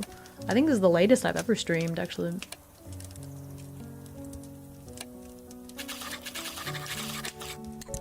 Okay, I'm gonna read this section first, and then we're gonna get to the actual early shift. Okay. After getting out of the dorm showers, Iver returns to see a letter on his desk. It was slipped under the door. Looks important. Eiji informs him. Promise I didn't peek. I believe you, Iver says with a chuckle. He recognizes the style of the letter immediately, as it's identical to the one he received from Agnes prior. Sure enough, it's another invitation to meet. After grabbing dinner with Eiji, Iver goes to meet Agnes at the specified location in the quad. Over here, Agnes waves as she sees Iver approach. Watch closely. The entrance to the archive is a little difficult to remember. She leads him to an overgrown courtyard shrouded by dense vines and ancient oaks. Despite the quad being pretty full of students at all times, there's no one over here. Iver mentions this and Agnes laughs. Oh yeah, that's part of the magic of the archive.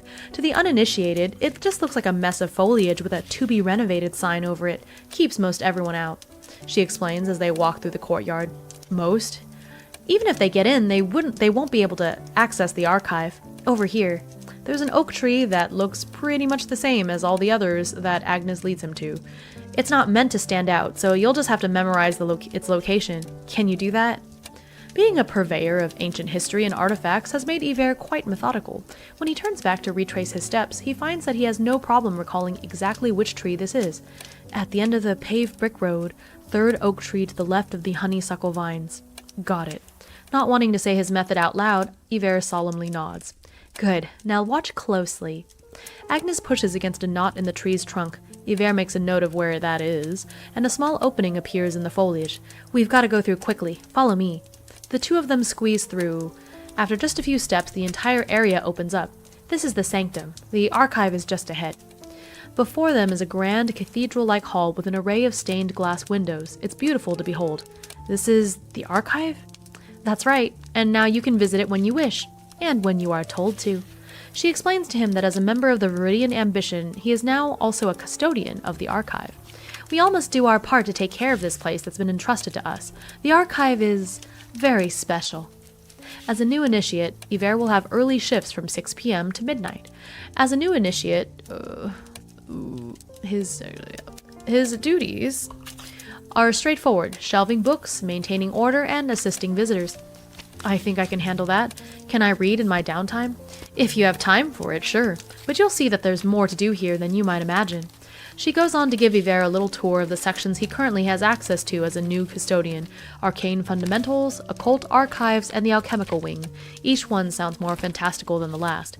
There's more, of course, but you'll only be granted access to those stacks once you've proven yourself, but I have a feeling you'll be in there before long. And with that, Agnes leaves Iver to his first shift. I've always liked the word honeysuckle, right? That sounds so cute.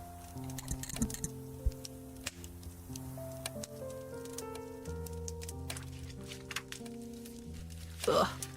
Muted in time, but I like choked on my spit. Where's my... Ooh, a lot of coughing. Muted in time. You didn't have to hear all that. Okay. The early shift is where your journey with the archive truly begins. As a newly appointed custodian of the archive, your primary role during the early shift is to perform routine tasks that keep the archive running smoothly. While these duties might seem mundane on the surface, the archive has a way of turning even simple responsibilities into trials of patience, wit, and nerve. Each night brings new challenges and strange discoveries, testing your ability to balance duty with curiosity.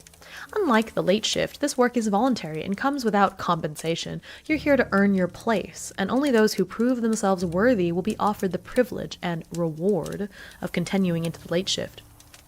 Your actions are watched, evaluated, and if you falter too often or shirk your responsibilities, the society may decide that custodianship isn't for you. Okay, you start each shift with 6 actions. Okay. See if I can...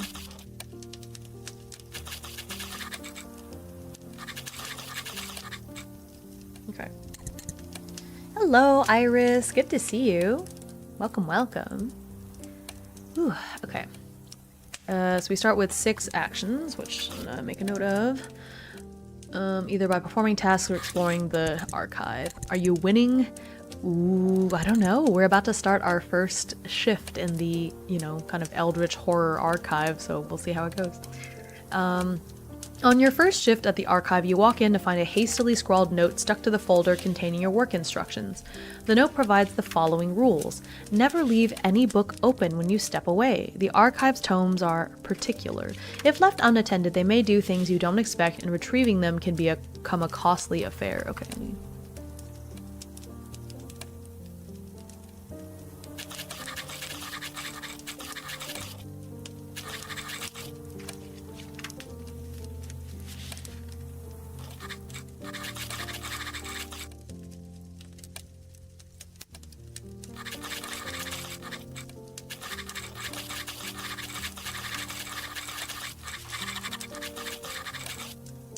How has your day been, Iris? How have you been doing?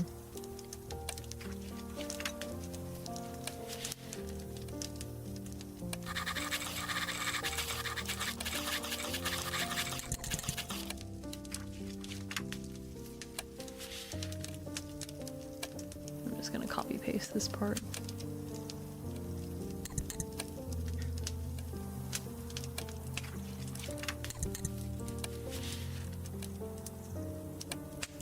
Okay. 2. Do not speak to anyone who enters after 11 p.m. unless they speak to you first. Not every figure in the archive after hours is who or what they appear to be. Exercise caution, as some visitors are best left undisturbed. Oh goodness. At work, but all I think about is my latest project. Ooh! Yeah, tell me more. What is your latest project? Sorry, you're at work though. I want to hear about your project. Do not open any packages that bear the symbol of a stamped coin. This symbol marks items reserved for the late shift or higher ranking members. Interfering with them before you're prepared could unleash forces you aren't equipped to handle. Disregard these rules at your own risk. Breaking a rule will always result in consequences. We know some custodians might be curious and prone to the F around and find out method of learning. Okay. I'm gonna put that, yeah, so I'm leaving that in my journal because it's kind of important to know. Okay, early shift. To determine your next task, draw a card from the deck or choose the task you'd like to do. Reincarnated as a gopher with OP skill. I love that. I think that's such a fun premise. Is it a novel or what are you, or like a comic? What are you doing with that?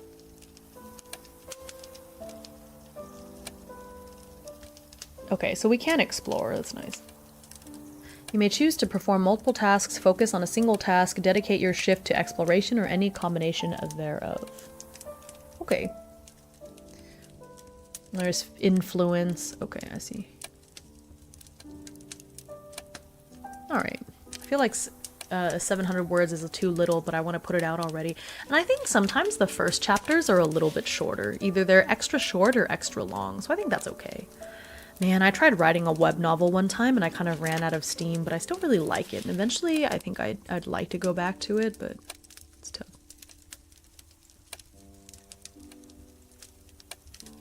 Okay.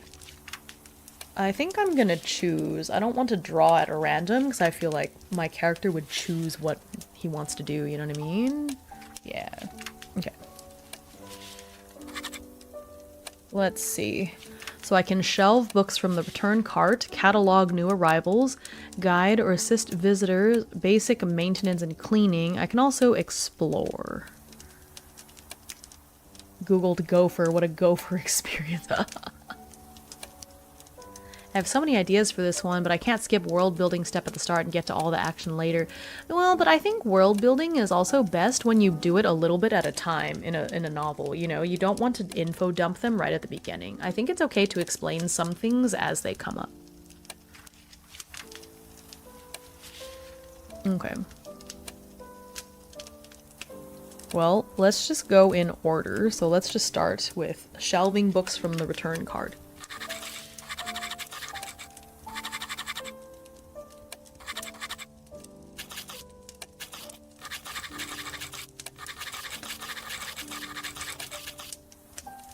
just gonna put shelving. Okay. Reshelving the books correctly is both an art and a trial. Each tome seems to have a mind of its own, and they won't always settle willingly. Oh goodness. Can I bookmark this page? This page. Oh, never mind.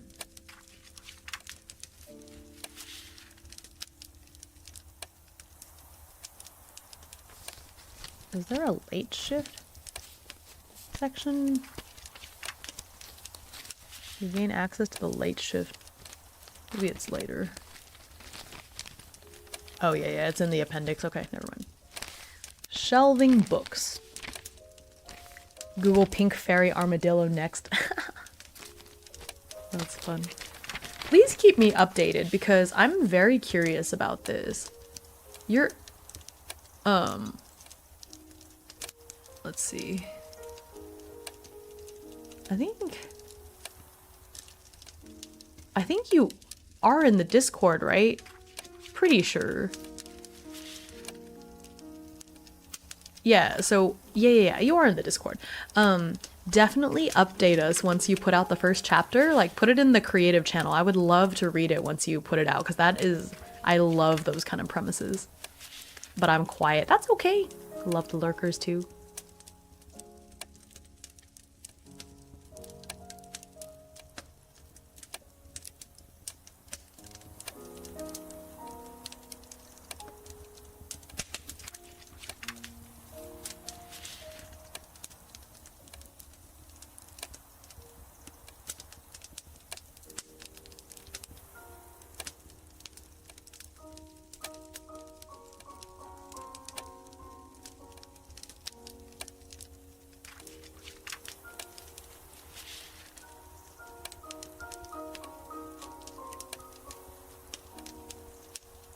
Okay.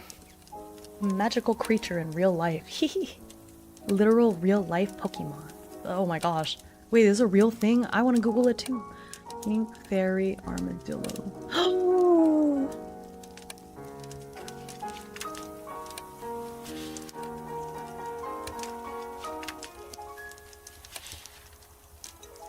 So cute! So cute! Oh my goodness! Oh my goodness! What? How is this a real thing? Is this real? Some of these have to be AI, right? There's no way all of... Oh my goodness. Oh my gosh. Oh, it's so cute. Supposedly real. Oh my gosh, it's so cute.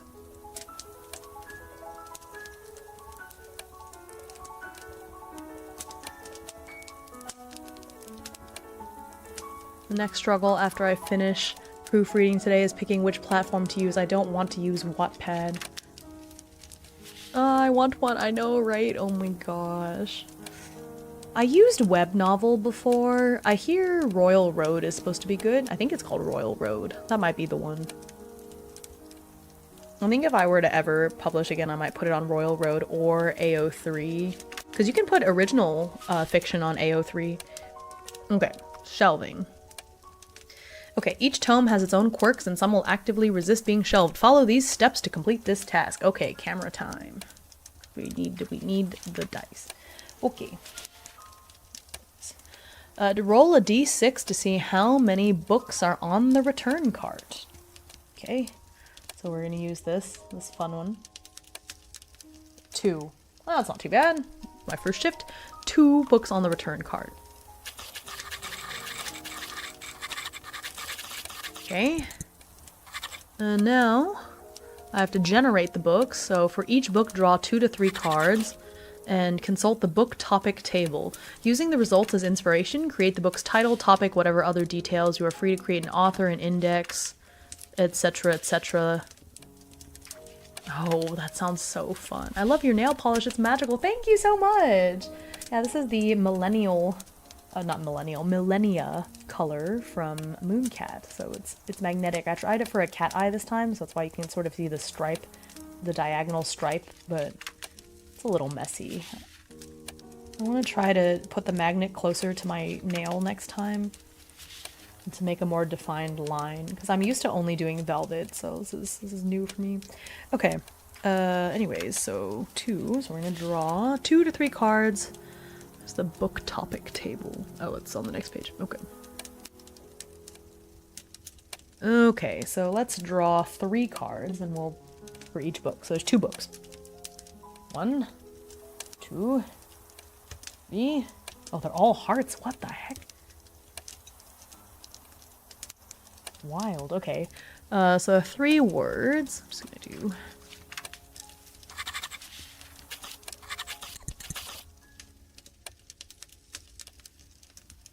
Ace of Hearts is ancient. 10 of Hearts is transient. Jack of Hearts is bones. Ancient, transient, bones. Okay, all right. Yeah, I do like my nail polish, thank you. I do a lot of streams where you see my hands, so it's very important to me that my nails look nice. I did this earlier today during our TTRPG session. Okay, that's the first book. Now let's draw for the second book. Oh my gosh. We have to use ancient, transient, bone to make up book. Okay, I'll think on it. Okay. Interesting. Also, did you pick your drink according to your color theme of minis? Pure vibes. I did not, but this is my... It kind of works, huh? Actually, now that I think about it, it is the same color scheme. That's so funny. Wait, that's so funny. No, they were not chosen for that reason. I just really like guava berry, but that's so funny. Yeah, on my way to get some guava berry. Love it.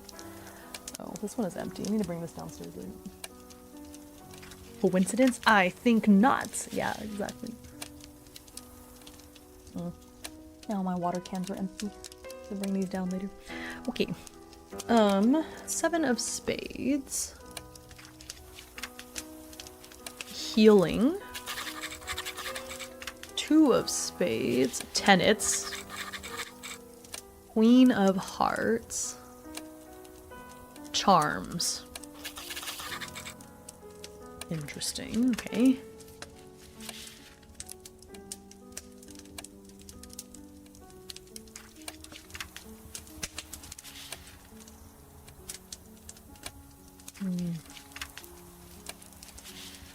Oh my gosh, okay. 5 of hearts. Whispers. Ugh. Oh, okay. So they use these keywords to make the title, and then we can talk about what the book is about after that. Okay. I see.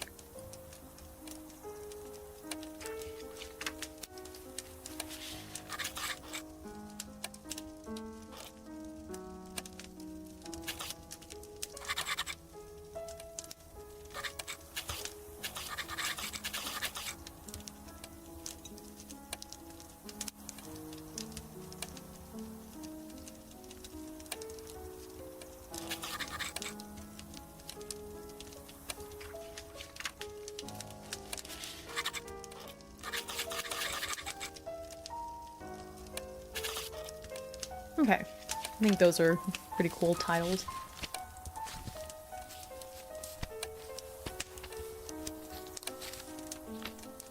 Okay, so we can talk about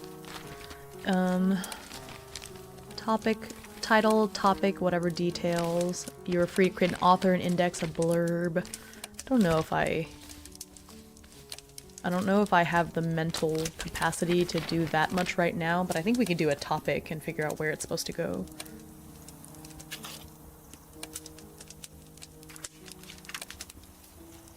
Oh, I make underline. Oh, there is no underline. Oh my goodness. That's odd. have underline and markdown? Mm.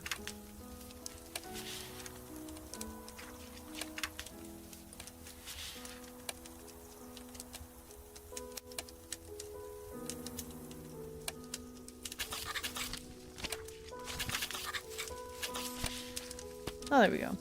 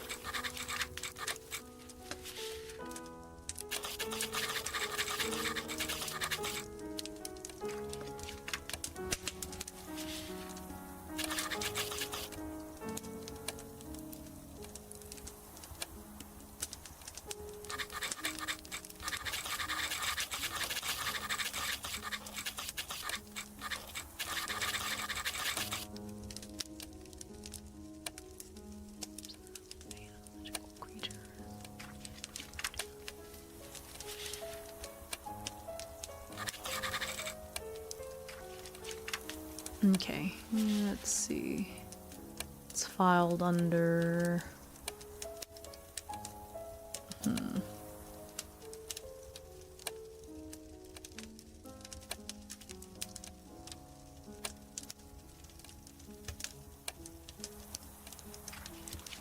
Go back to this part because she explained in the book here. Okay. Myths and legends. Okay, it's occult archives.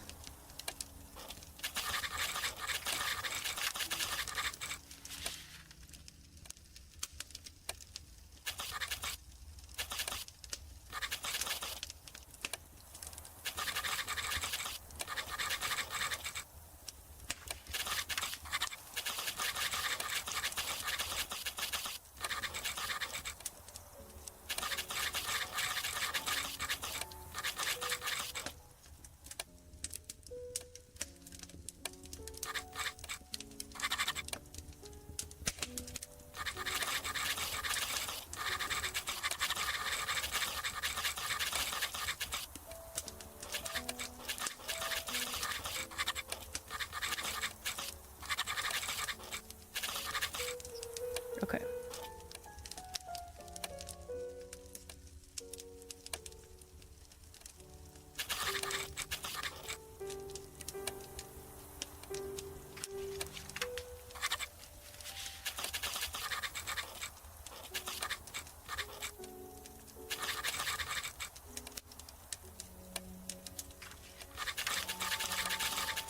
Okay.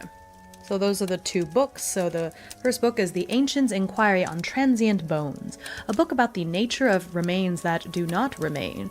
The corpses of the Fae and other magical creatures often do not last long. Where do they go, and why do some bones remain while others fade into the ether?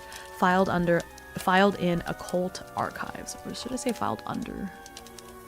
Filed under? No, shelved under.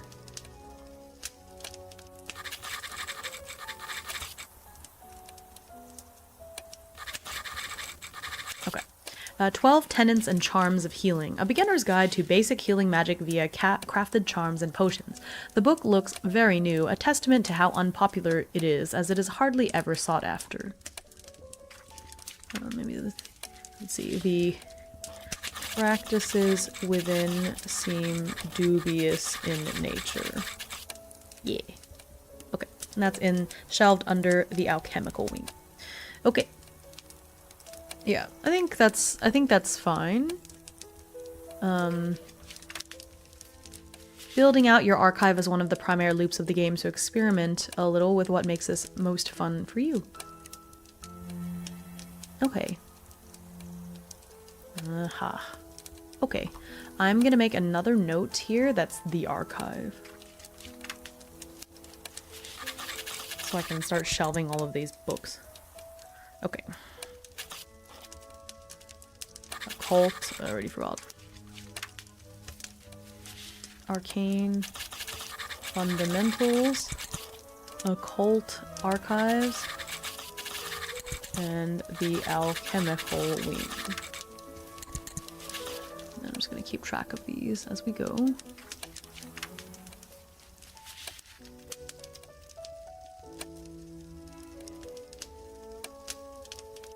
Hello, Nether. Welcome, welcome. Okay.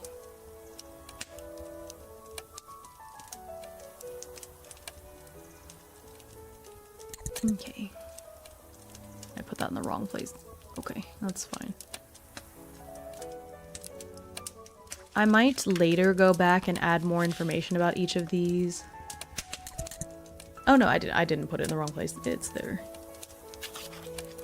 No, why did it do that? There.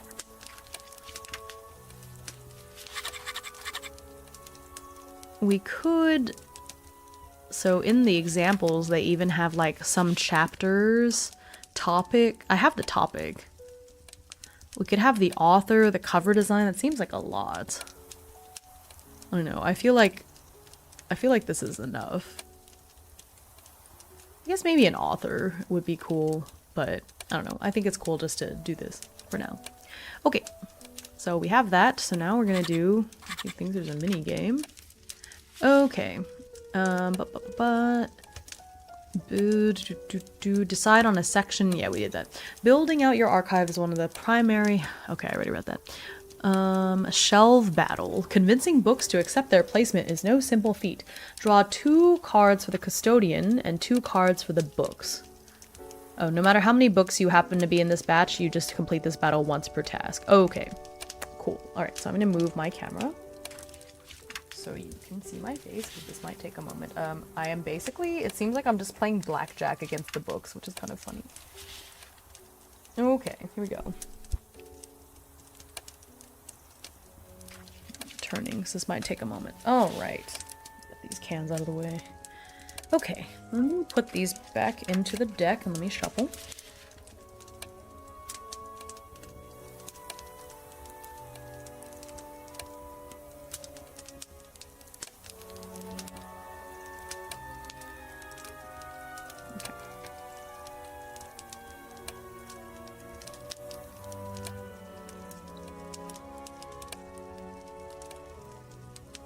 These cards shuffle so nicely, actually. The heck?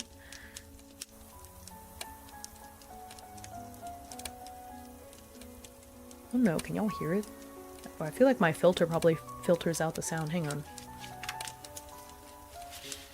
I want y'all to hear this nice sound. Oh, I have it open, actually.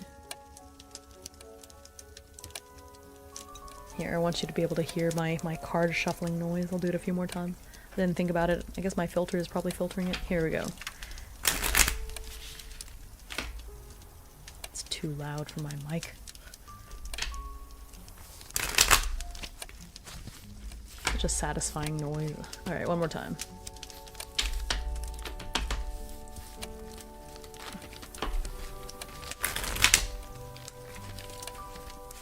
I can't do the bridge, I'm sorry. I'm doing my best. Okay.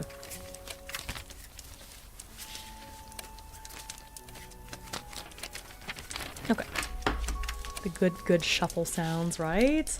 Didn't realize, I forgot that y'all couldn't hear it before. Okay. Alright, so let me see again. Draw 2 cards for the custodian, 2 cards for the books. Each side attempts to get to as close to 21 as possible without going over. You may choose to hit or stay. The books automatically draw another card if its total is below 15, and stay if its total is 15 or higher. Okay, yeah, we're playing blackjack. Alright. These are mine. These are the books. Oh.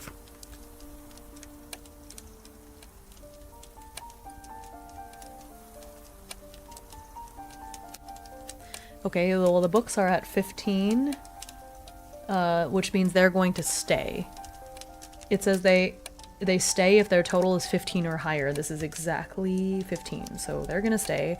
So my job is to get higher than them. Okay. Okay. Well, obviously I'm gonna hit because I'm at 5. Oh, this... Oh. Okay. So I'm at 9. That scares me. 2, 3, 4.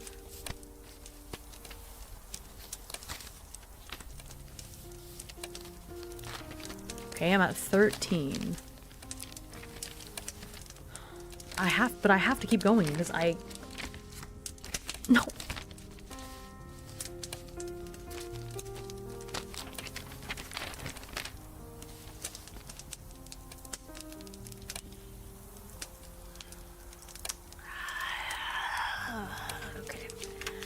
Okay, I can attempt to shelve each batch twice. So I have one more try.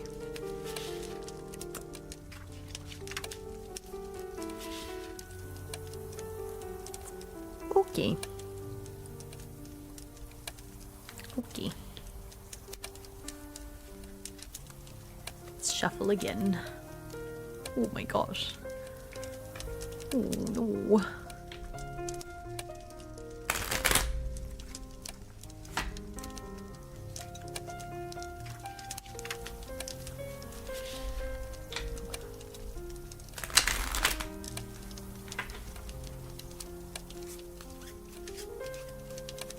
Blah. Just gonna put those down in there. Okay, let's try again. Okay. Well, this time I'm at 15.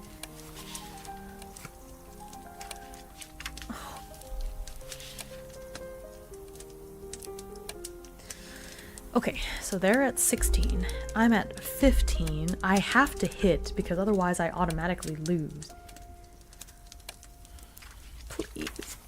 Oh, thank God. I win because I have 19. Thank you. Thank you for the head pads. I win. I have 19, they have 16, and the books automatically stay when they're at 15, so they're not going to draw again. And I'm done. That's it. If your total is closer to 21, yes, that's good. So I successfully shelved them. Took 2 tries, but that's okay. I'm allowed to do it twice. Cool. Oh gosh, that scared me. That was a little scary. I was not sure how that was gonna go. Okay. Okay.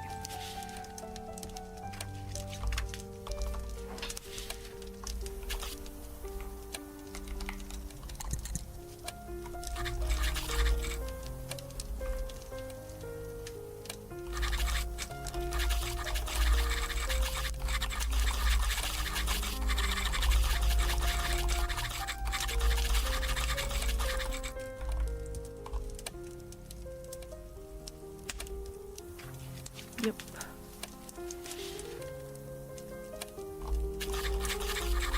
Thank you. Yeah, nice. We made it.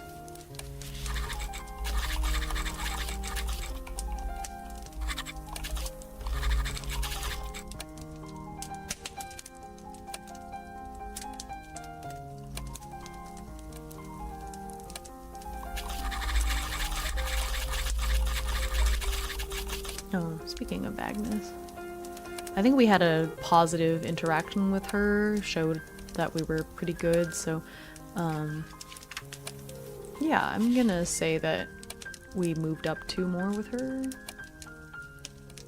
Maybe 1 more. Let me double check, because I think...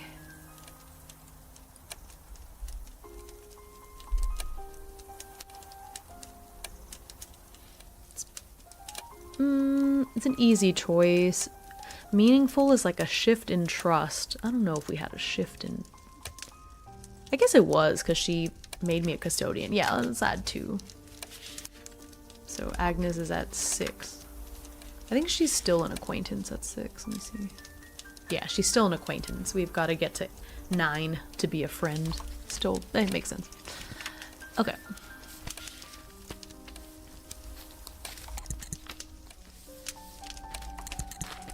Mm-hmm.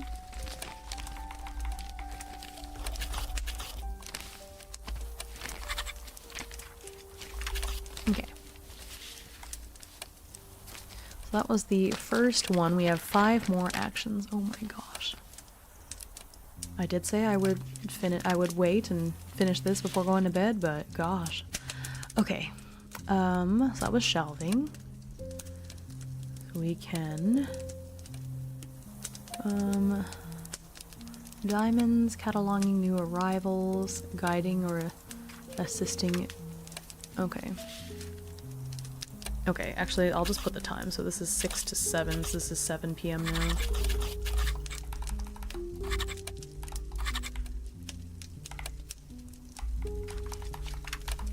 Because we go from 6 to midnight. Okay, and the next one. Basic maintenance and cleaning.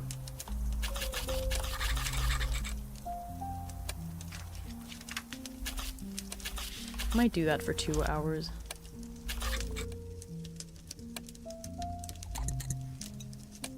Mm-hmm.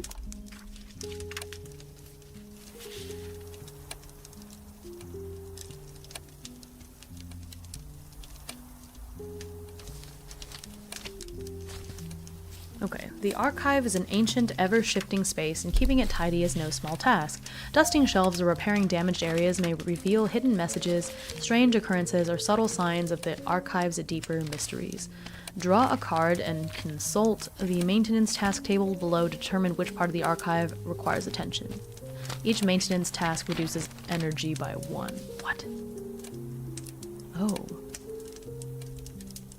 Oh, but we recover energy after we rest, right? Afternoon downtime. Oh, we have to rest. Okay, shoot. Okay, maybe I'm only gonna clean for 1 hour then. Shoot, I'm gonna do all that. Okay. Okay. Draw a card. Okay. I don't think I need to shuffle again, so let's just keep... Oh, she's back. Queen of Hearts. Okay. Dust the shelves.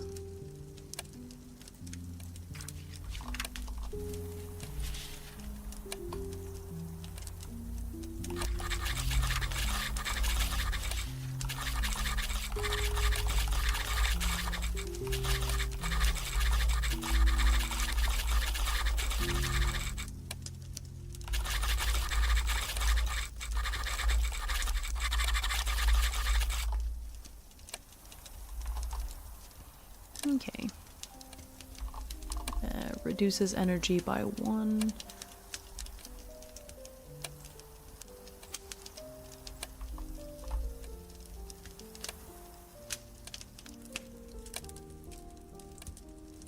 Roll a d6 after performing the task. Yep. To see how well you perform the task. Okay.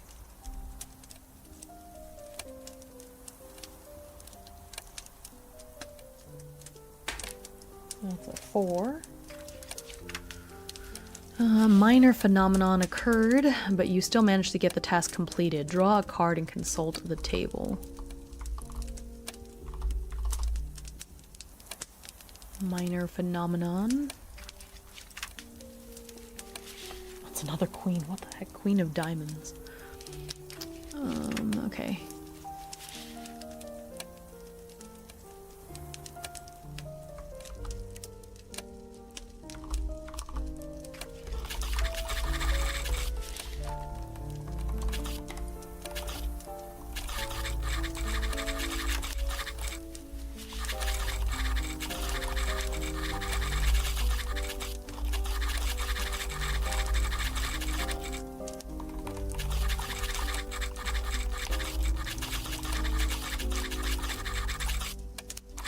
Okay.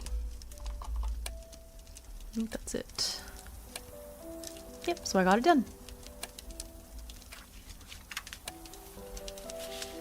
Okay.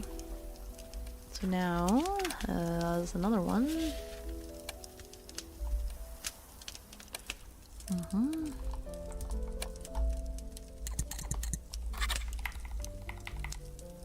Okay. That was not too bad.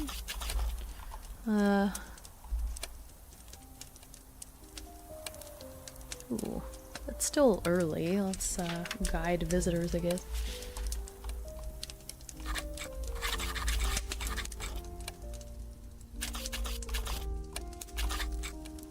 6 to 7, 7 to 8, 8 to 9. Okay.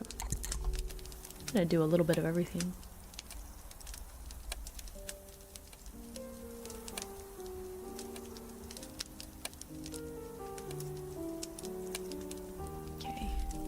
Occasionally, you may encounter visitors in the archive. These individuals could be fellow society members, curious students, or others with their own motives. Your role is to guide them and assist with their requests. Okay.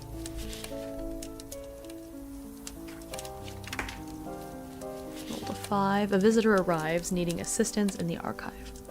Once a visitor arrives, draw one card from the deck to determine their request. Cross-reference the book topic table to identify the subject they're interested in. Okay.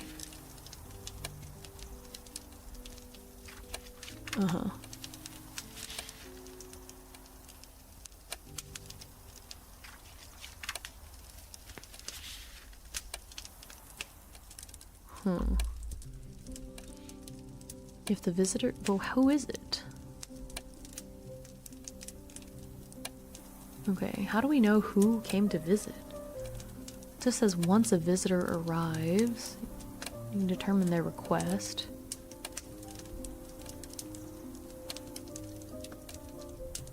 Okay, well, let's see. 2 of diamonds. Okay. So they want a book about rituals.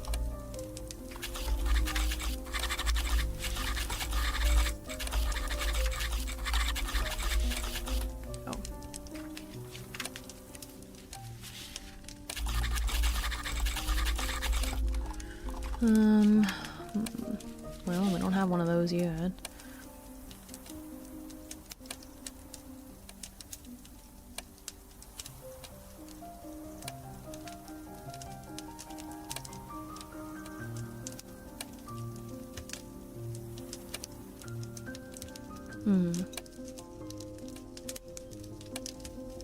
How do we know who came in?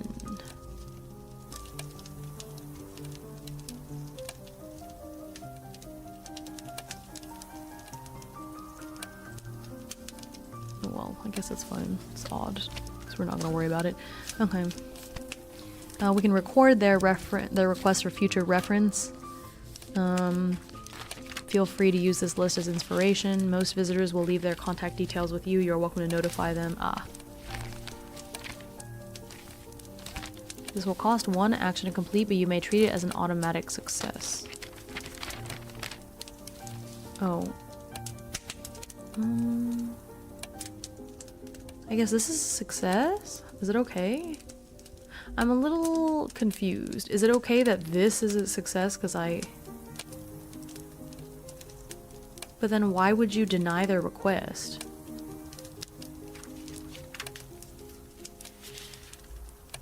Because why wouldn't... Oh, because it costs an action. Okay, I see. I think that makes sense.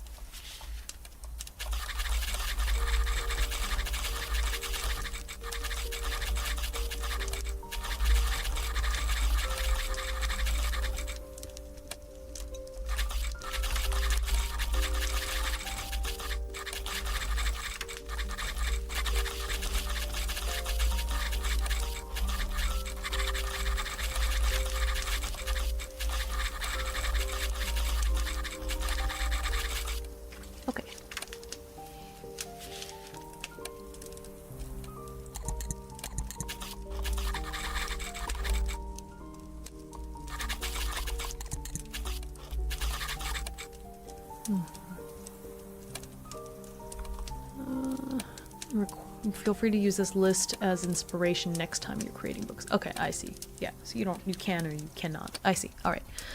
All right, so that was it for assisting.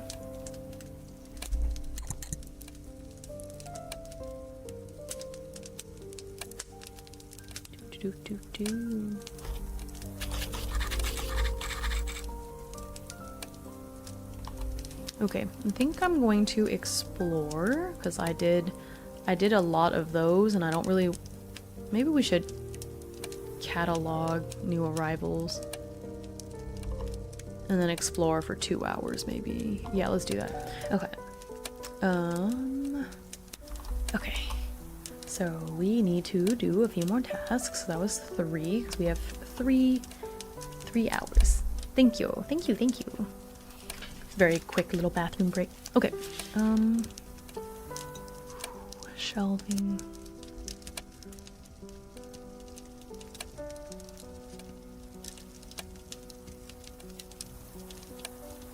Hi, I can't believe you are still playing. I really wanted to finish orientation. That's why we're on the first shift, and I really, because I'm so invested in like my character and this world right now that I hate to leave it unresolved. So I was like, you know, this kind of became an endurance stream. I'm just gonna keep going until we finish the week. I am having the best time. I really am. Nothing terrible has happened yet. I know it will, but not yet so far. Oh my goodness. Okay. It feels weird to catalog new arrivals right after that assist.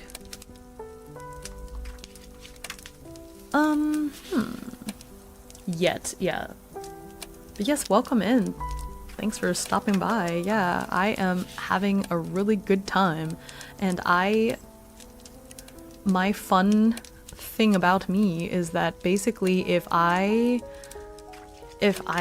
brain is engaged, I can basically just not sleep. I am so glad to hear you are enjoying it. It's meant to be a bit slow burn, more cozy than true horror. Yeah, I think that it hits a really nice sweet spot though. I'm excited. I think there's a lot of really cool progression. And so actually I have one burning question while you're here, because I'm not sure. It obviously hasn't affected me or anything yet, but I'm a little confused about something. So I have all the codices, right? So in the third one, where it talks about the majors and the degrees and everything, it says that the degrees are a 3-year program, right? But then I'm a little confused, and it could just be that it's because this codex came out after the original book came out. But in the original book, in the role tables, when you're creating NPCs, there's freshmen, sophomores, juniors, and seniors. So it seems like it's a 4-year university. But then how can you have, you know, sophomores, juniors, and seniors and all that if the degree only takes 3 years? So my workaround, which I was going to do, was to make it a 4-year program, but then the last 2 years I get to take another core class from like a similar major but a little different. That way, I feel like seems right. Then I didn't know if I'm supposed to do that. So that's the first. I have 2 burning questions. That's one of them. So I wasn't sure if we're just retconning that there are no. I don't know. I guess we would either have to get rid of juniors or sophomores, right? Because freshmen should be first and seniors should be last. So I didn't know if that was meant to take precedent, or if it was okay to just make it 4 years. But I didn't know if that would mess with like the final research project, because if the final research project is the 3rd year, but then I have an extra year's worth of like the capstone project. If the capstone project is the 4th year, then I would have a whole extra year of a research project. So I don't know if that just makes it too OP, because then that's like more points in the capstone project, I think. So that was the first question. So like I like my workaround, but I also don't know if that's gonna like massively unbalance the game somehow.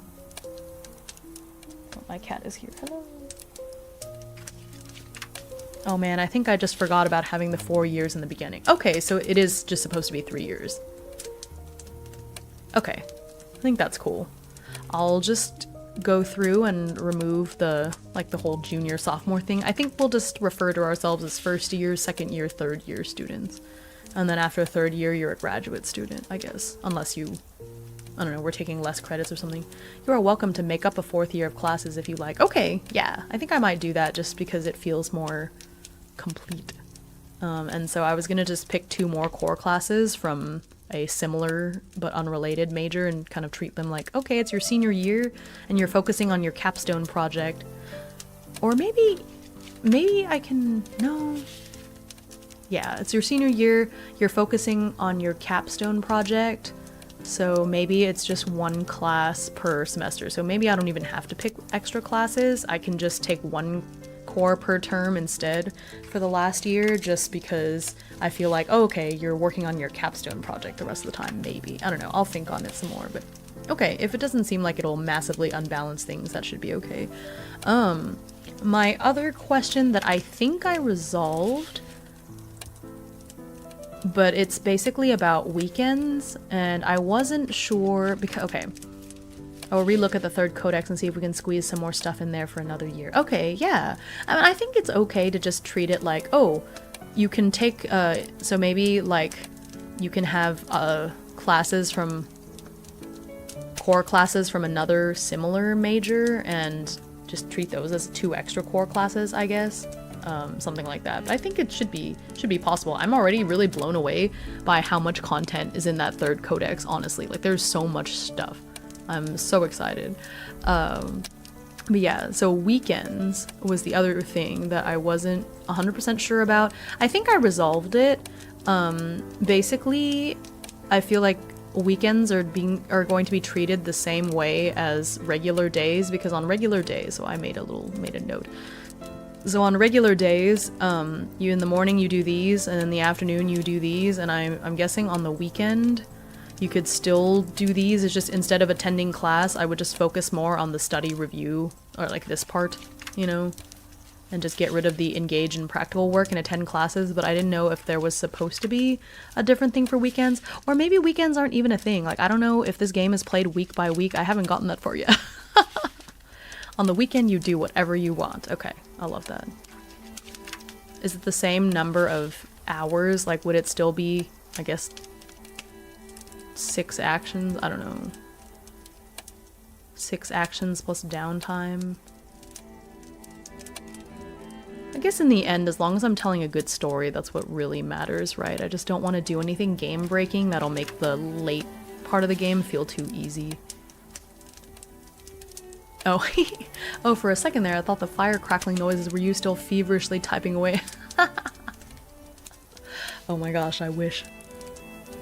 My cat is here, so I only have 1 hand right now. I'll have to give him attention, to appease the overlord. Okay, that makes sense. Whatever you want. Yeah, because once you get into the actual game... wait. After...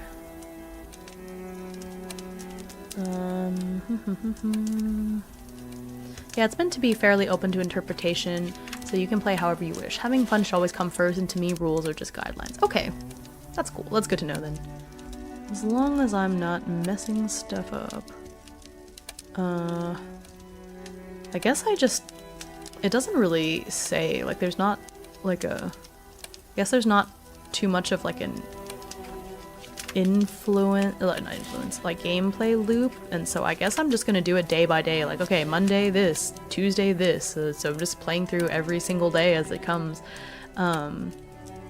I created I don't know, it didn't say to, but I thought this helped me visualize things, but I made it, ow! Yes, I'm really giving you attention, what else do you want from me? I made a little class schedule here, that basically is like, okay, well this makes 15 hours worth of classes, which is like a full-time course load, right? I counted practicals as like a separate class, kind of like how in college labs are like a separate class, so this way it becomes 15 hours, and so then this leaves me with this many leftover hours to use for like morning stuff, for extra studying and stuff. So that mostly makes me happy. The 0.5s are whatever. we'll deal with it. But yeah, I made all of this just to, it feels very funnily official. That's a great system. Okay, awesome. Yeah. I think that it just helped me visualize like, okay, this is how many, because if an action is an hour, it's like, okay, so Wednesday and Friday are, or no, Tuesday. Wait, what? Oh, okay. Monday and Thursday are his two really like heavy days class-wise. And so he has a little bit less study time, but then he can study more on Tuesday, where he's got like almost the whole day, a whole morning open to him, you know? And I like how it looks, just having an official little schedule here. Yeah, it was kind of annoying to me just because of the way Obsidian works to have to open the PDF of the character sheet in like a whole different window and keep bouncing back and forth. So I ultimately just kind of recreated the character sheets and focused on some things on this page. And so I have like all of this info from the character creation. I have his stats here, relationships for me to keep. Actually, I guess I don't need those.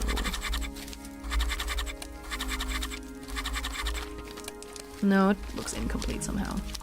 I don't like the way that arrow looks. Hang on. Now that I'm looking at it, it bothers me. Yes, yes, yes, yes. Hello, yes, I'm still petting you. I am still petting you. What else do you want from me, my boy? Okay, that's fine. There we go. But yeah, I think those were my main burning questions. I'm sure I had other questions and now I forgot them, but I'm having such a good time. Like, this is so much fun. And yeah, I think slow burn is a good way to describe it. I like the idea that I'm just gonna keep journaling away on this, you know, because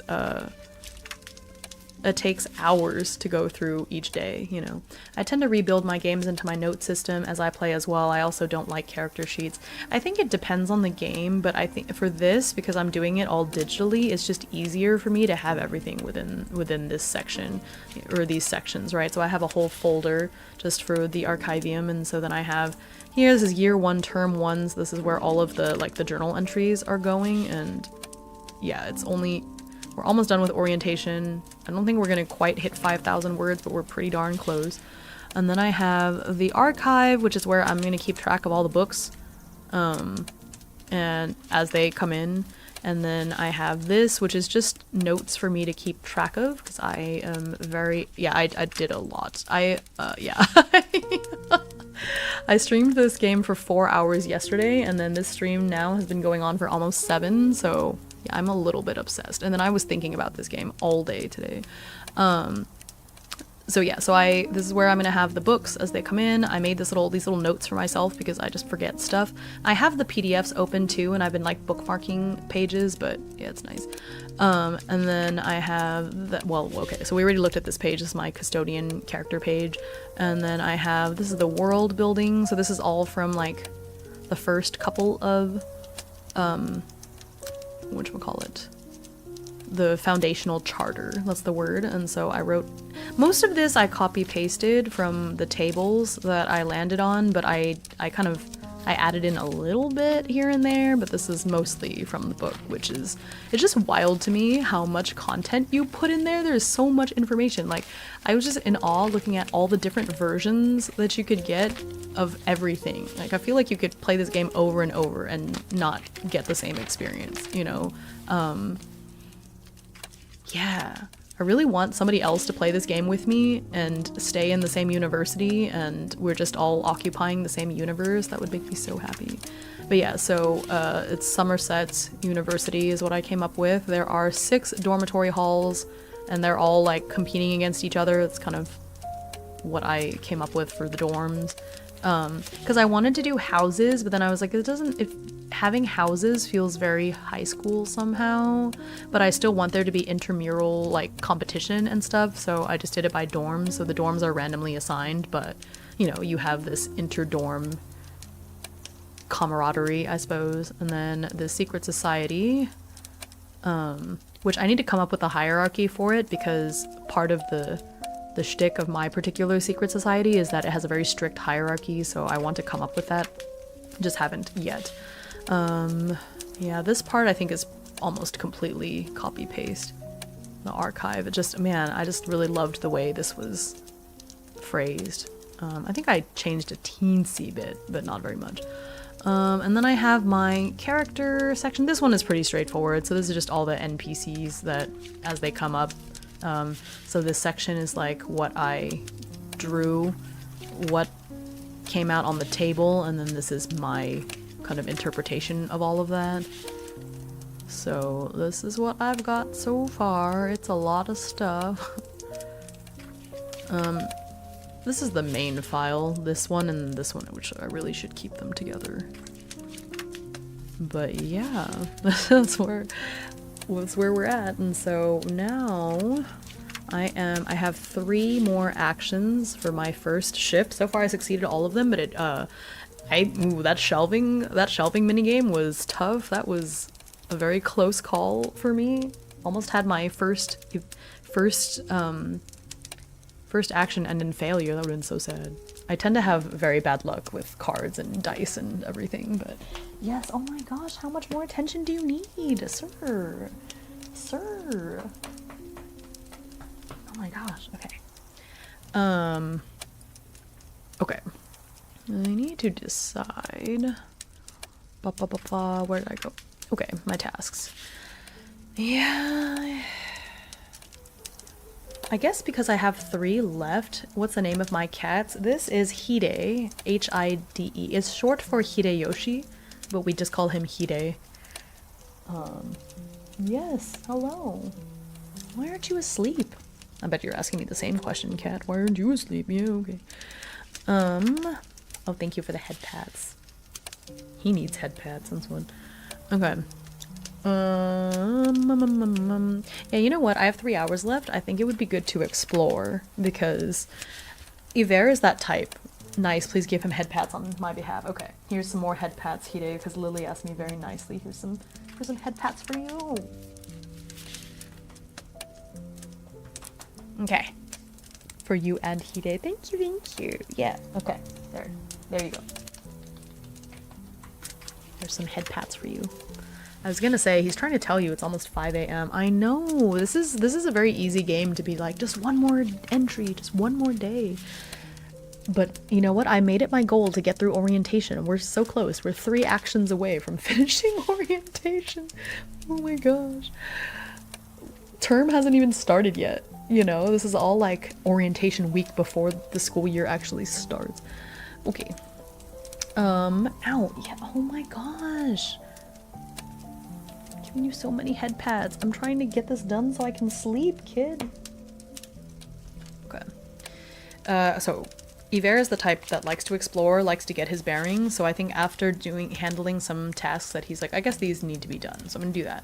And then, yeah. Is he supposed to be doing this shift every night?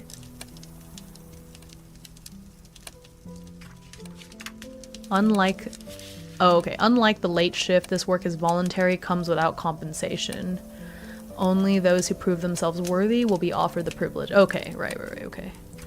So then you get 15 influence. Once you gain 15 influence, you gain access to the late shift. So, I think it's okay for him to not go in all the time, especially because he's a freshman. He's got to study, so I can see Iver not wanting to come here all the time at the beginning. And that'll also keep me from hitting late shift too early. Because especially if I'm playing this for 4 years, we'll see. I don't know. I just feel like it'd be a little weird for him, like a little too the chosen one, to get access to the late shift in his first year. So I'm going to try to spread it out. So maybe he can get late shift in his sophomore year or something. Yeah. Okay. Alright, so let's explore.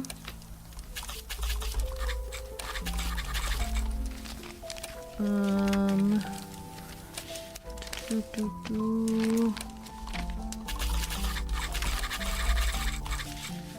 is from 10 to 11 p.m.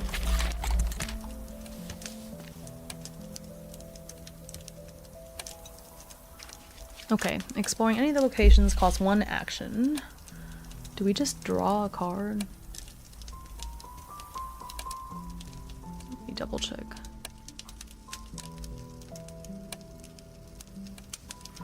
Explore the location. Each exploration draw. Okay.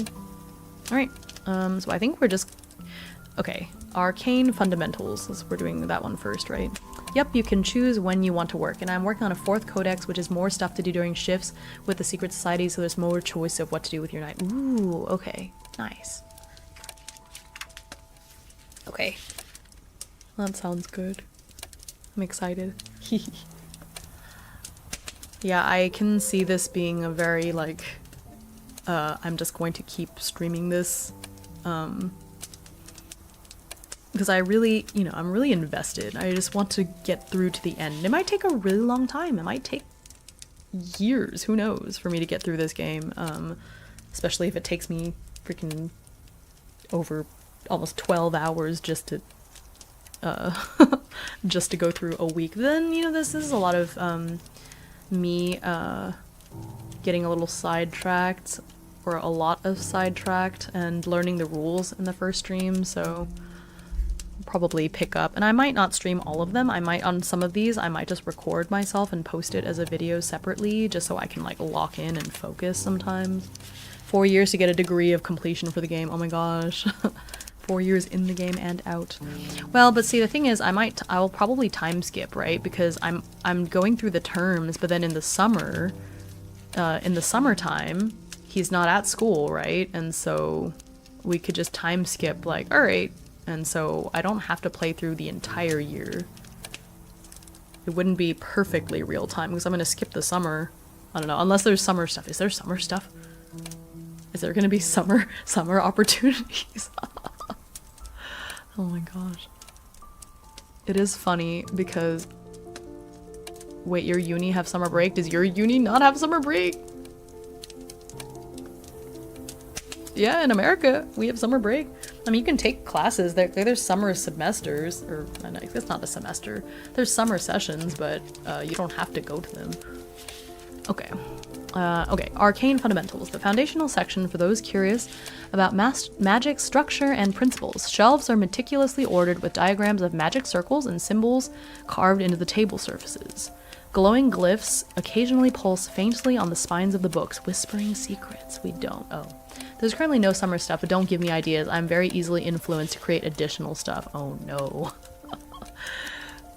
It's okay. If you don't make it, I will probably cobble something together, or, you know. There was a similar game I played that didn't have any weekend stuff, and I spent a couple days, like, hammering out weekend tables. Okay. Alright. Let's draw. I thought summer break is for schools only. Yeah, university is a school, dude. It counts. We get summer break here, too. I don't think the college summer break is as long. Maybe it's longer, actually, because Harvard doesn't start school till September 2nd. Oh, but you know what? I think classes go until June, though, so actually it's about the same. Yeah, it's about 2 months still. Okay. So, we're gonna draw a card. I'm gonna put these back in. Oh, no, I'm gonna leave those. No, I'm gonna put them at the bottom, but I don't want to reshuffle. I'm just gonna leave it. I think it's fine.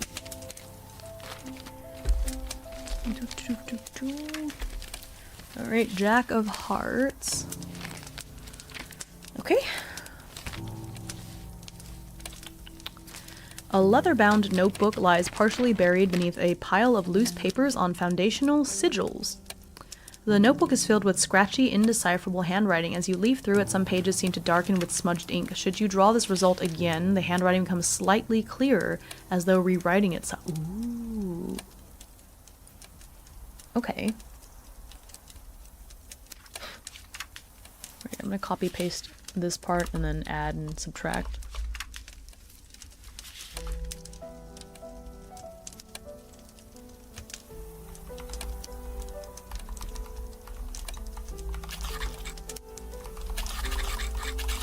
We technically don't have summer breaks here, but our year runs January to December, and our summers are December when... Oh. Interesting. Okay. It's always cool to see how every place in the world handles education. It seems a little different everywhere.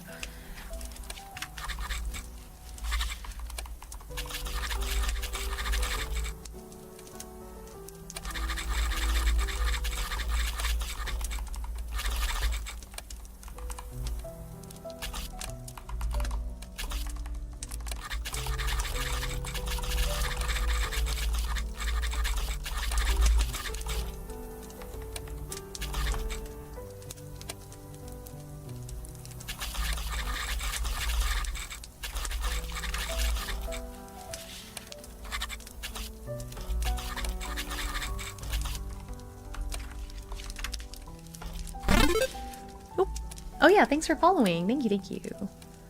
I mostly stream solo RPGs, so I do a lot of this. Okay. Parsley berry.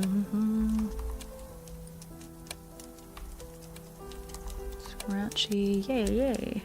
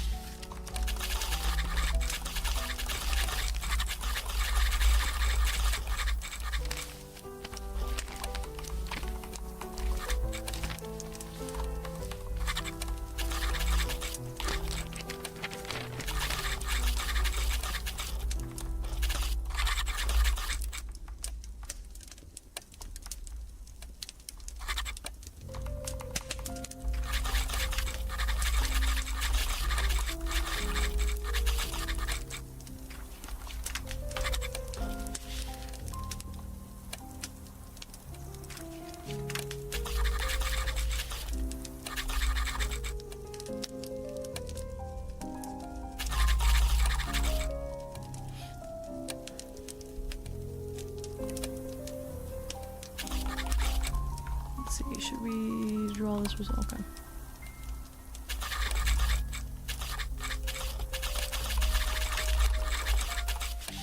Thank you so much, Mary. Yeah, I too am guilty of scope creep, feature creep, so. School break and uni break is different here. Me watching as my siblings bring their children to vacation while I'm in class. Aww. Yeah. Okay, so now we're gonna explore the other ones. Occult archives. Oh, hang on, this was 9 to 10, I skipped one. I was about to say. 9 to 10, this is 10 to 11. And then we'll have the last one. Oh, the alchemical wing. And then that will be the end of our shift. Okay. Occult archives. This section is filled with ancient tomes recounting myths, curses, the lives of infamous occultists, dramatic storytelling, and fragmented truths. The bookshelves are made of dark wood, and the dim lighting creates an unsettling intimacy. Ooh. Intimacy with the dark abyss. Alright, we'll see how it goes. Okay, so I'm gonna draw a card for this. Okay. Put this away. Okay, Queen of Spades, right? Spades. I get spades and clubs mixed up all the time. Queen. Actually, it's the spades, doesn't matter, it's queen. Okay. A book on Fae lore includes descriptions of their strange bargains. Oh my gosh, the Fae. They follow me. As you turn a page, a faint scent of fresh soil wafts from the book, and you notice a pressed flower preserved within its pages. Do you keep the flower, believing it to hold significance, or let it remain untouched in the book? Okay. This one I feel pretty inspired by. I'm gonna write my own thing. When you tickle the abyss tickles back. Oh my god, that's... I love that. And also it scares me. Usually those things go hand in hand. Okay.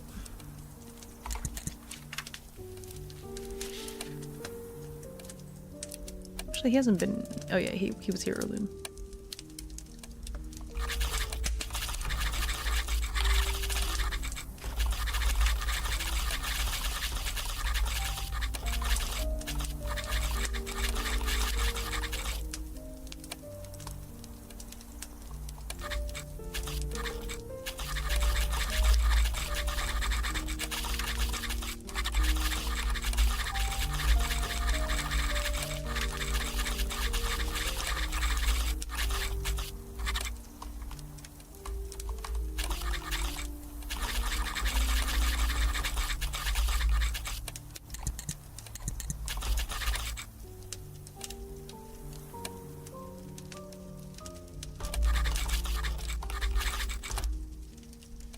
I can add this to the library. It's a book on fate. This is an actual book, so I think I'm gonna add it.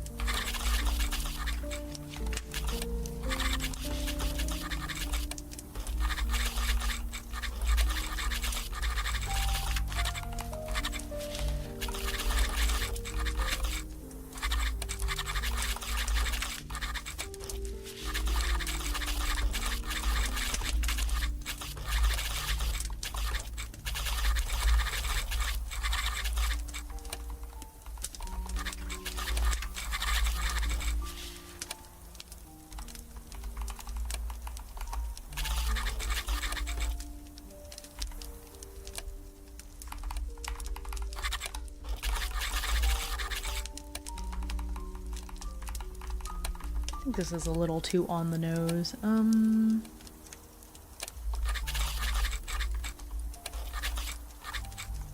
Okay.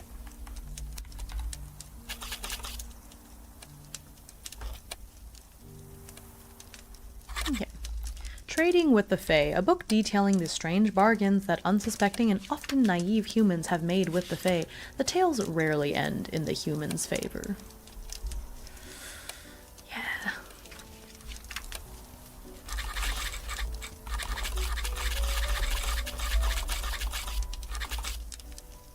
We're here trading with the folk. Let's use that.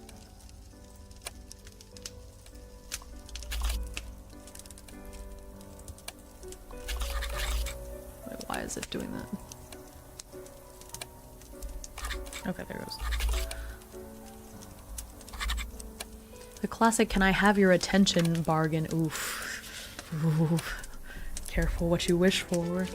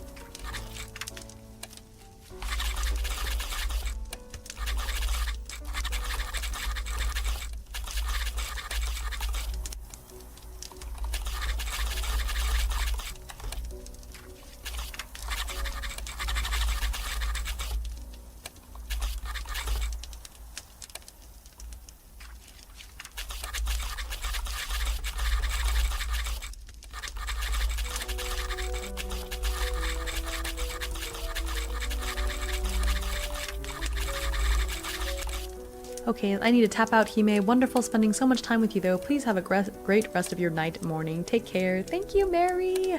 Yeah, I'm almost done. I just have one more entry after this, so hopefully I'll be in bed in the next, I don't know, 20 or 30 minutes or so. That's what I said an hour ago.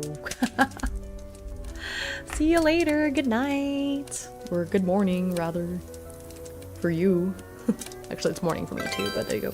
Oh my Mary gosh. _Mellow gifted Mary! Astrolith access to the secret clubhouse. Mary _Mellow Mary, gifted you're a too tier good 1 to sub me. to Oh my Astrolith. gosh. They have given 14 gift subs in Oh the my channel. gosh, Mary just asserting dominance. Thank you so much. Okay.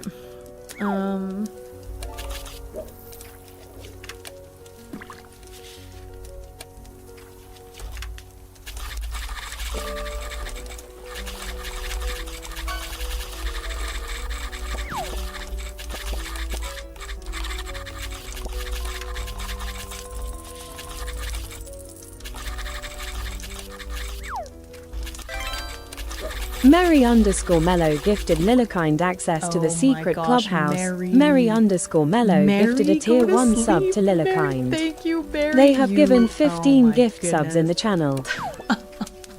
Thank you, Mary. Good night. Oh my gosh, you silly. Oh my gosh, look at y'all getting this fish too.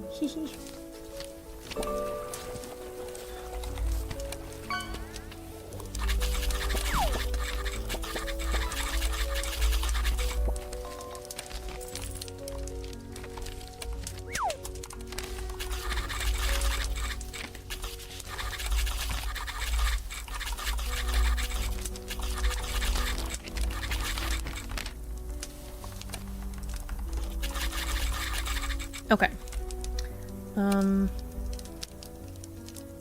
Oh, I actually didn't read the previous one. Let me read these two and then we'll do the last one. And then, oh my gosh, we'll be done with orientation week. Okay, so from 9 to 10 p.m., he decided to explore the Arcane Fundamentals section. After completing some of the more mundane tasks, Iver decides to explore the archive to get a better feel for it. As he walks slowly through the stacks, he spots a leather-bound notebook partially buried beneath a pile of loose papers on foundational sigils. Drawn to the book, Iver fishes it out from the pile and flips through it. The notebook is filled with chicken scratch that's impossible to make out, but as he reads through it, some of the ink on the later pages begins to darken. Feeling a little conflicted, Iver puts the book back where he found it. Okay, then from 10 to 11, he decided to explore the occult archives. This part of the archive Iver is more familiar with after his work reshelving earlier on. The books in this section seem particularly dubious, but Iver has seen enough unexplainable things today that he feels rather open to anything. A book on Fey lore, entitled Trading with the Folk, catches his eye with its glimmering pink spine. Iver has grown up hearing legends and tall tales, but it's another thing entirely to be in what seems to be a magical library with tomes and tomes about them. When he opens the book, he's hit with a faint scent of fresh soil. But how can this be? Curious, Iver flips further into the book until he finds a pressed flower. The scent of soil is strongest here. It feels wrong to take the flower, which someone seems to have purposely placed here. Remembering the scrawled instructions, Iver takes great care to close the book first before putting it back on the shelf. Exploration complete. Okay, the last one is the alchemical wing. Okay. A section dedicated to the practical side of alchemy, with books full of potion recipes, theoretical transmutations, and guides on rare ingredients. This area feels more like a workshop. Tables are stained with traces of past experiments, the air smells faintly metallic and herbal, and small shelves hold jars of powders and herbs, both mundane and slightly magical. Okay. Let's see.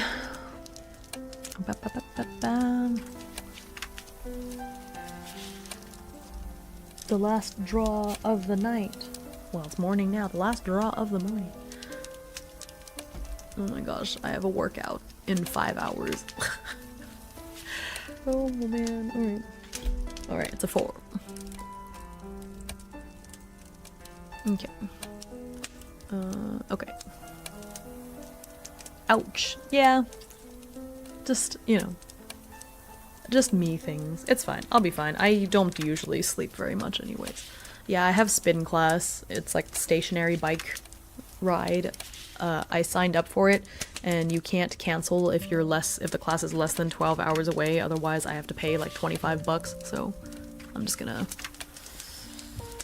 power through it. It'll be fine. Okay.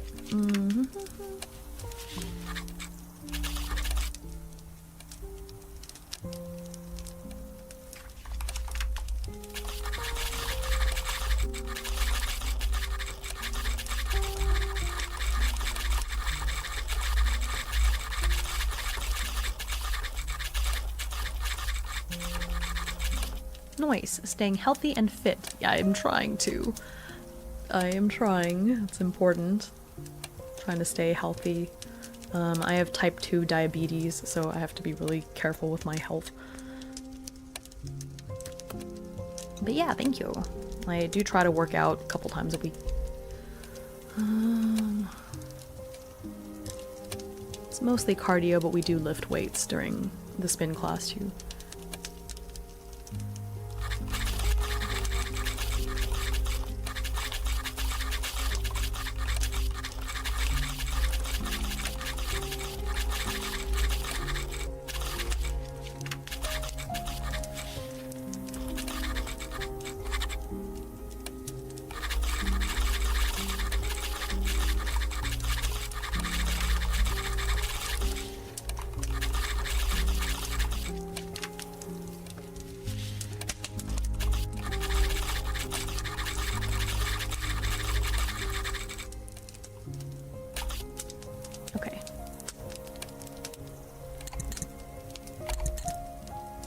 4.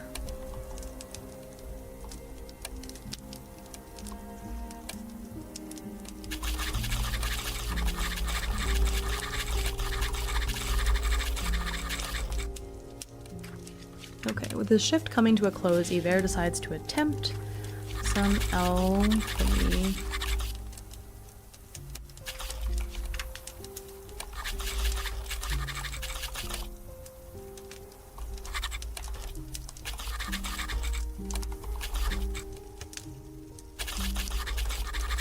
Ah, I see. I have a weak immune system, so working out and sleep and drinking water is most important or I immediately get sick. Oh my gosh. I see. Yeah, it's important to keep up. I mean, we know our bodies, you know, so we have to do what we have to keep them well maintained. I certainly don't want you to get sick.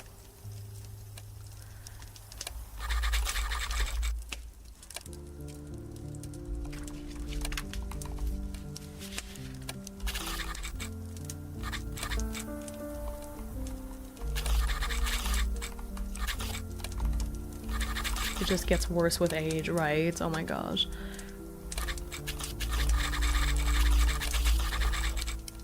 Fine.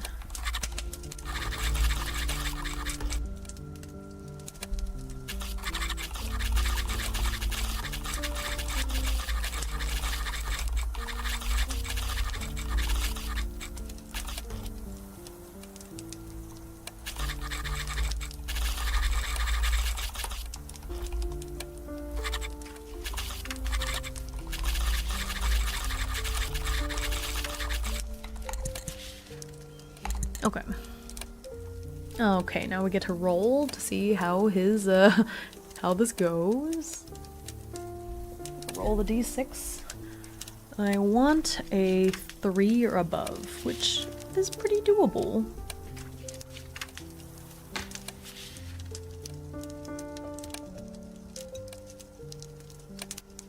That is the funniest joke ever. That is, like, the funniest joke ever. We just need to get a 3 or above, that's doable. It rolls a 2. Can't make this stuff up. Oh my god.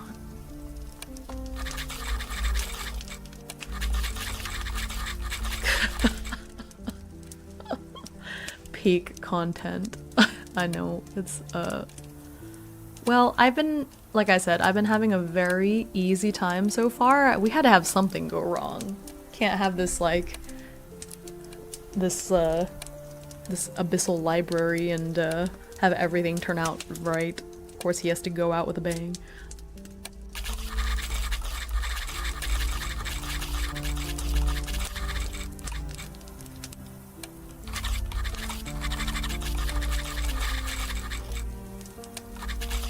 You're not using the pyramid d4, that's why. No, it's supposed to be a d6.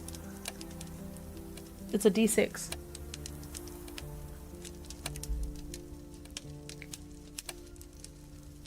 This is a d6, I got.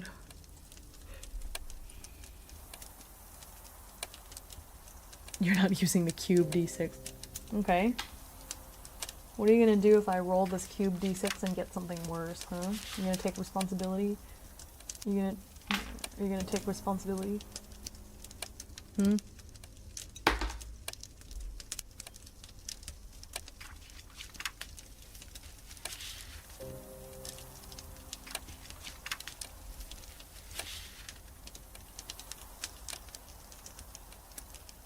Alright, anyways.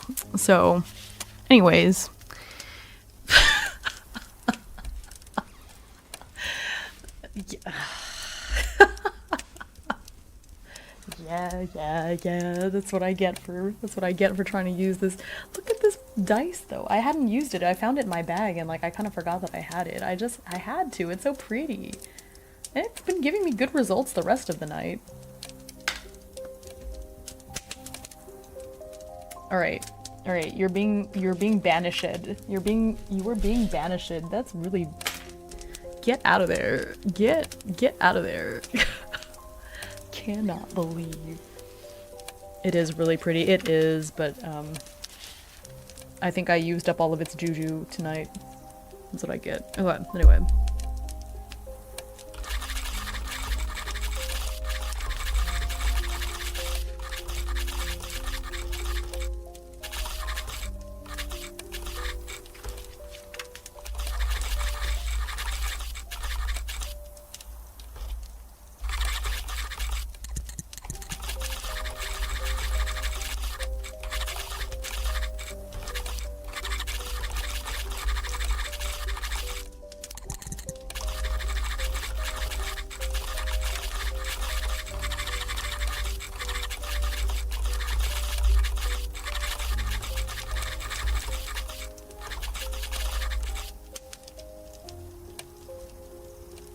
Okay. Alright, so I guess exploration. Let me see here. You gain 1 influence. Oh, okay, so it's not per success. It's only 1 influence at the end of a shift. Okay, okay, I gotcha. There's no penalty. Well, okay. Wait, does that count as a failure? Because that technically wasn't a task, right? That was just exploration. Yeah, so I think it's just a random thing. I'm gonna... that wasn't a task. So I'm going to say that doesn't count as a failure.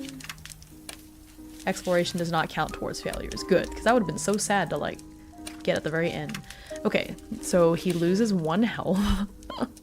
But then he gains 1 influence, so...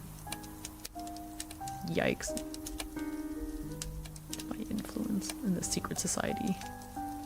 Cool. So, I guess we're off to a roaring start. I'm gonna make a note to myself.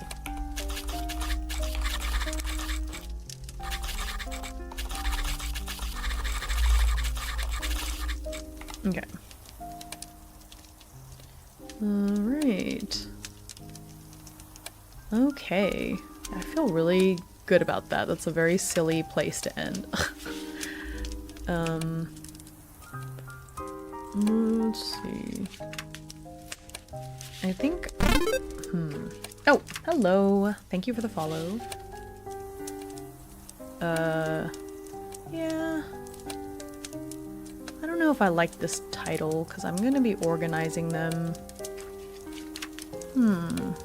I guess it's fine. But then I don't want the whole term 1 to be in this file, because that would be a little nuts. So actually, let me make another folder inside.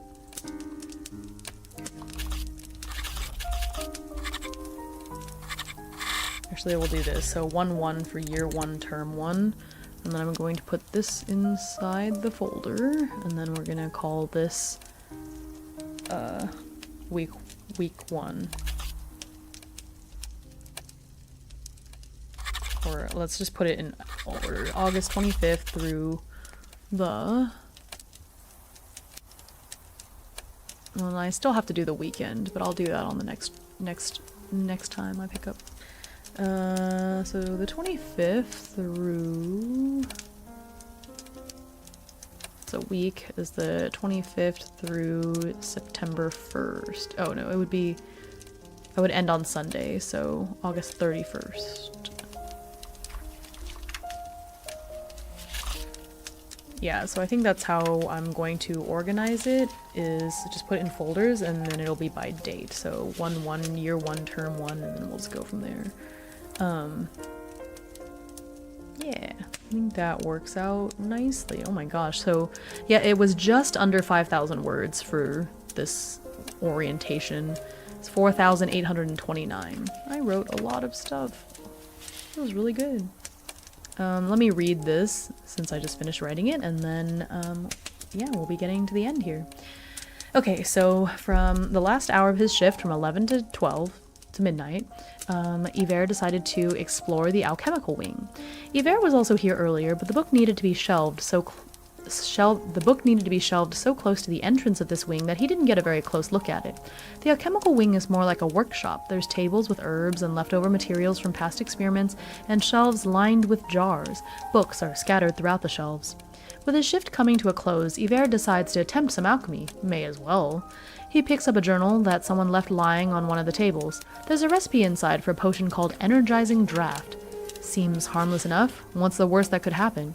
Turns out he either overestimated himself or underestimated alchemy, because while the resulting draft matches the description given in the recipe, drinking it hardly makes Iver feel energized at all. And then the stomachache hits him like a sledgehammer. As the clock strikes midnight, Iver practically bolts out of the archive. Yeah, he'll be back, but maybe won't make that mistake again. Silly. Like, let me try this. Let me try alchemy for the first time and drink the potion that I made. He's He's a little silly sometimes. He is book smart. Wouldn't say he's super street smart. Now he can get some well-deserved rest like you. Yeah. Oh my gosh, that was so much fun. Okay, let me swap over here. Yeah. Oh, it's in two places. Hang on. Maybe. Okay. All right. Well, we're gonna call it a night there. Been streaming for 7 hours. This is actually not the longest stream I've ever had. I think I've streamed for 9 hours before, but still, like, it was a long time.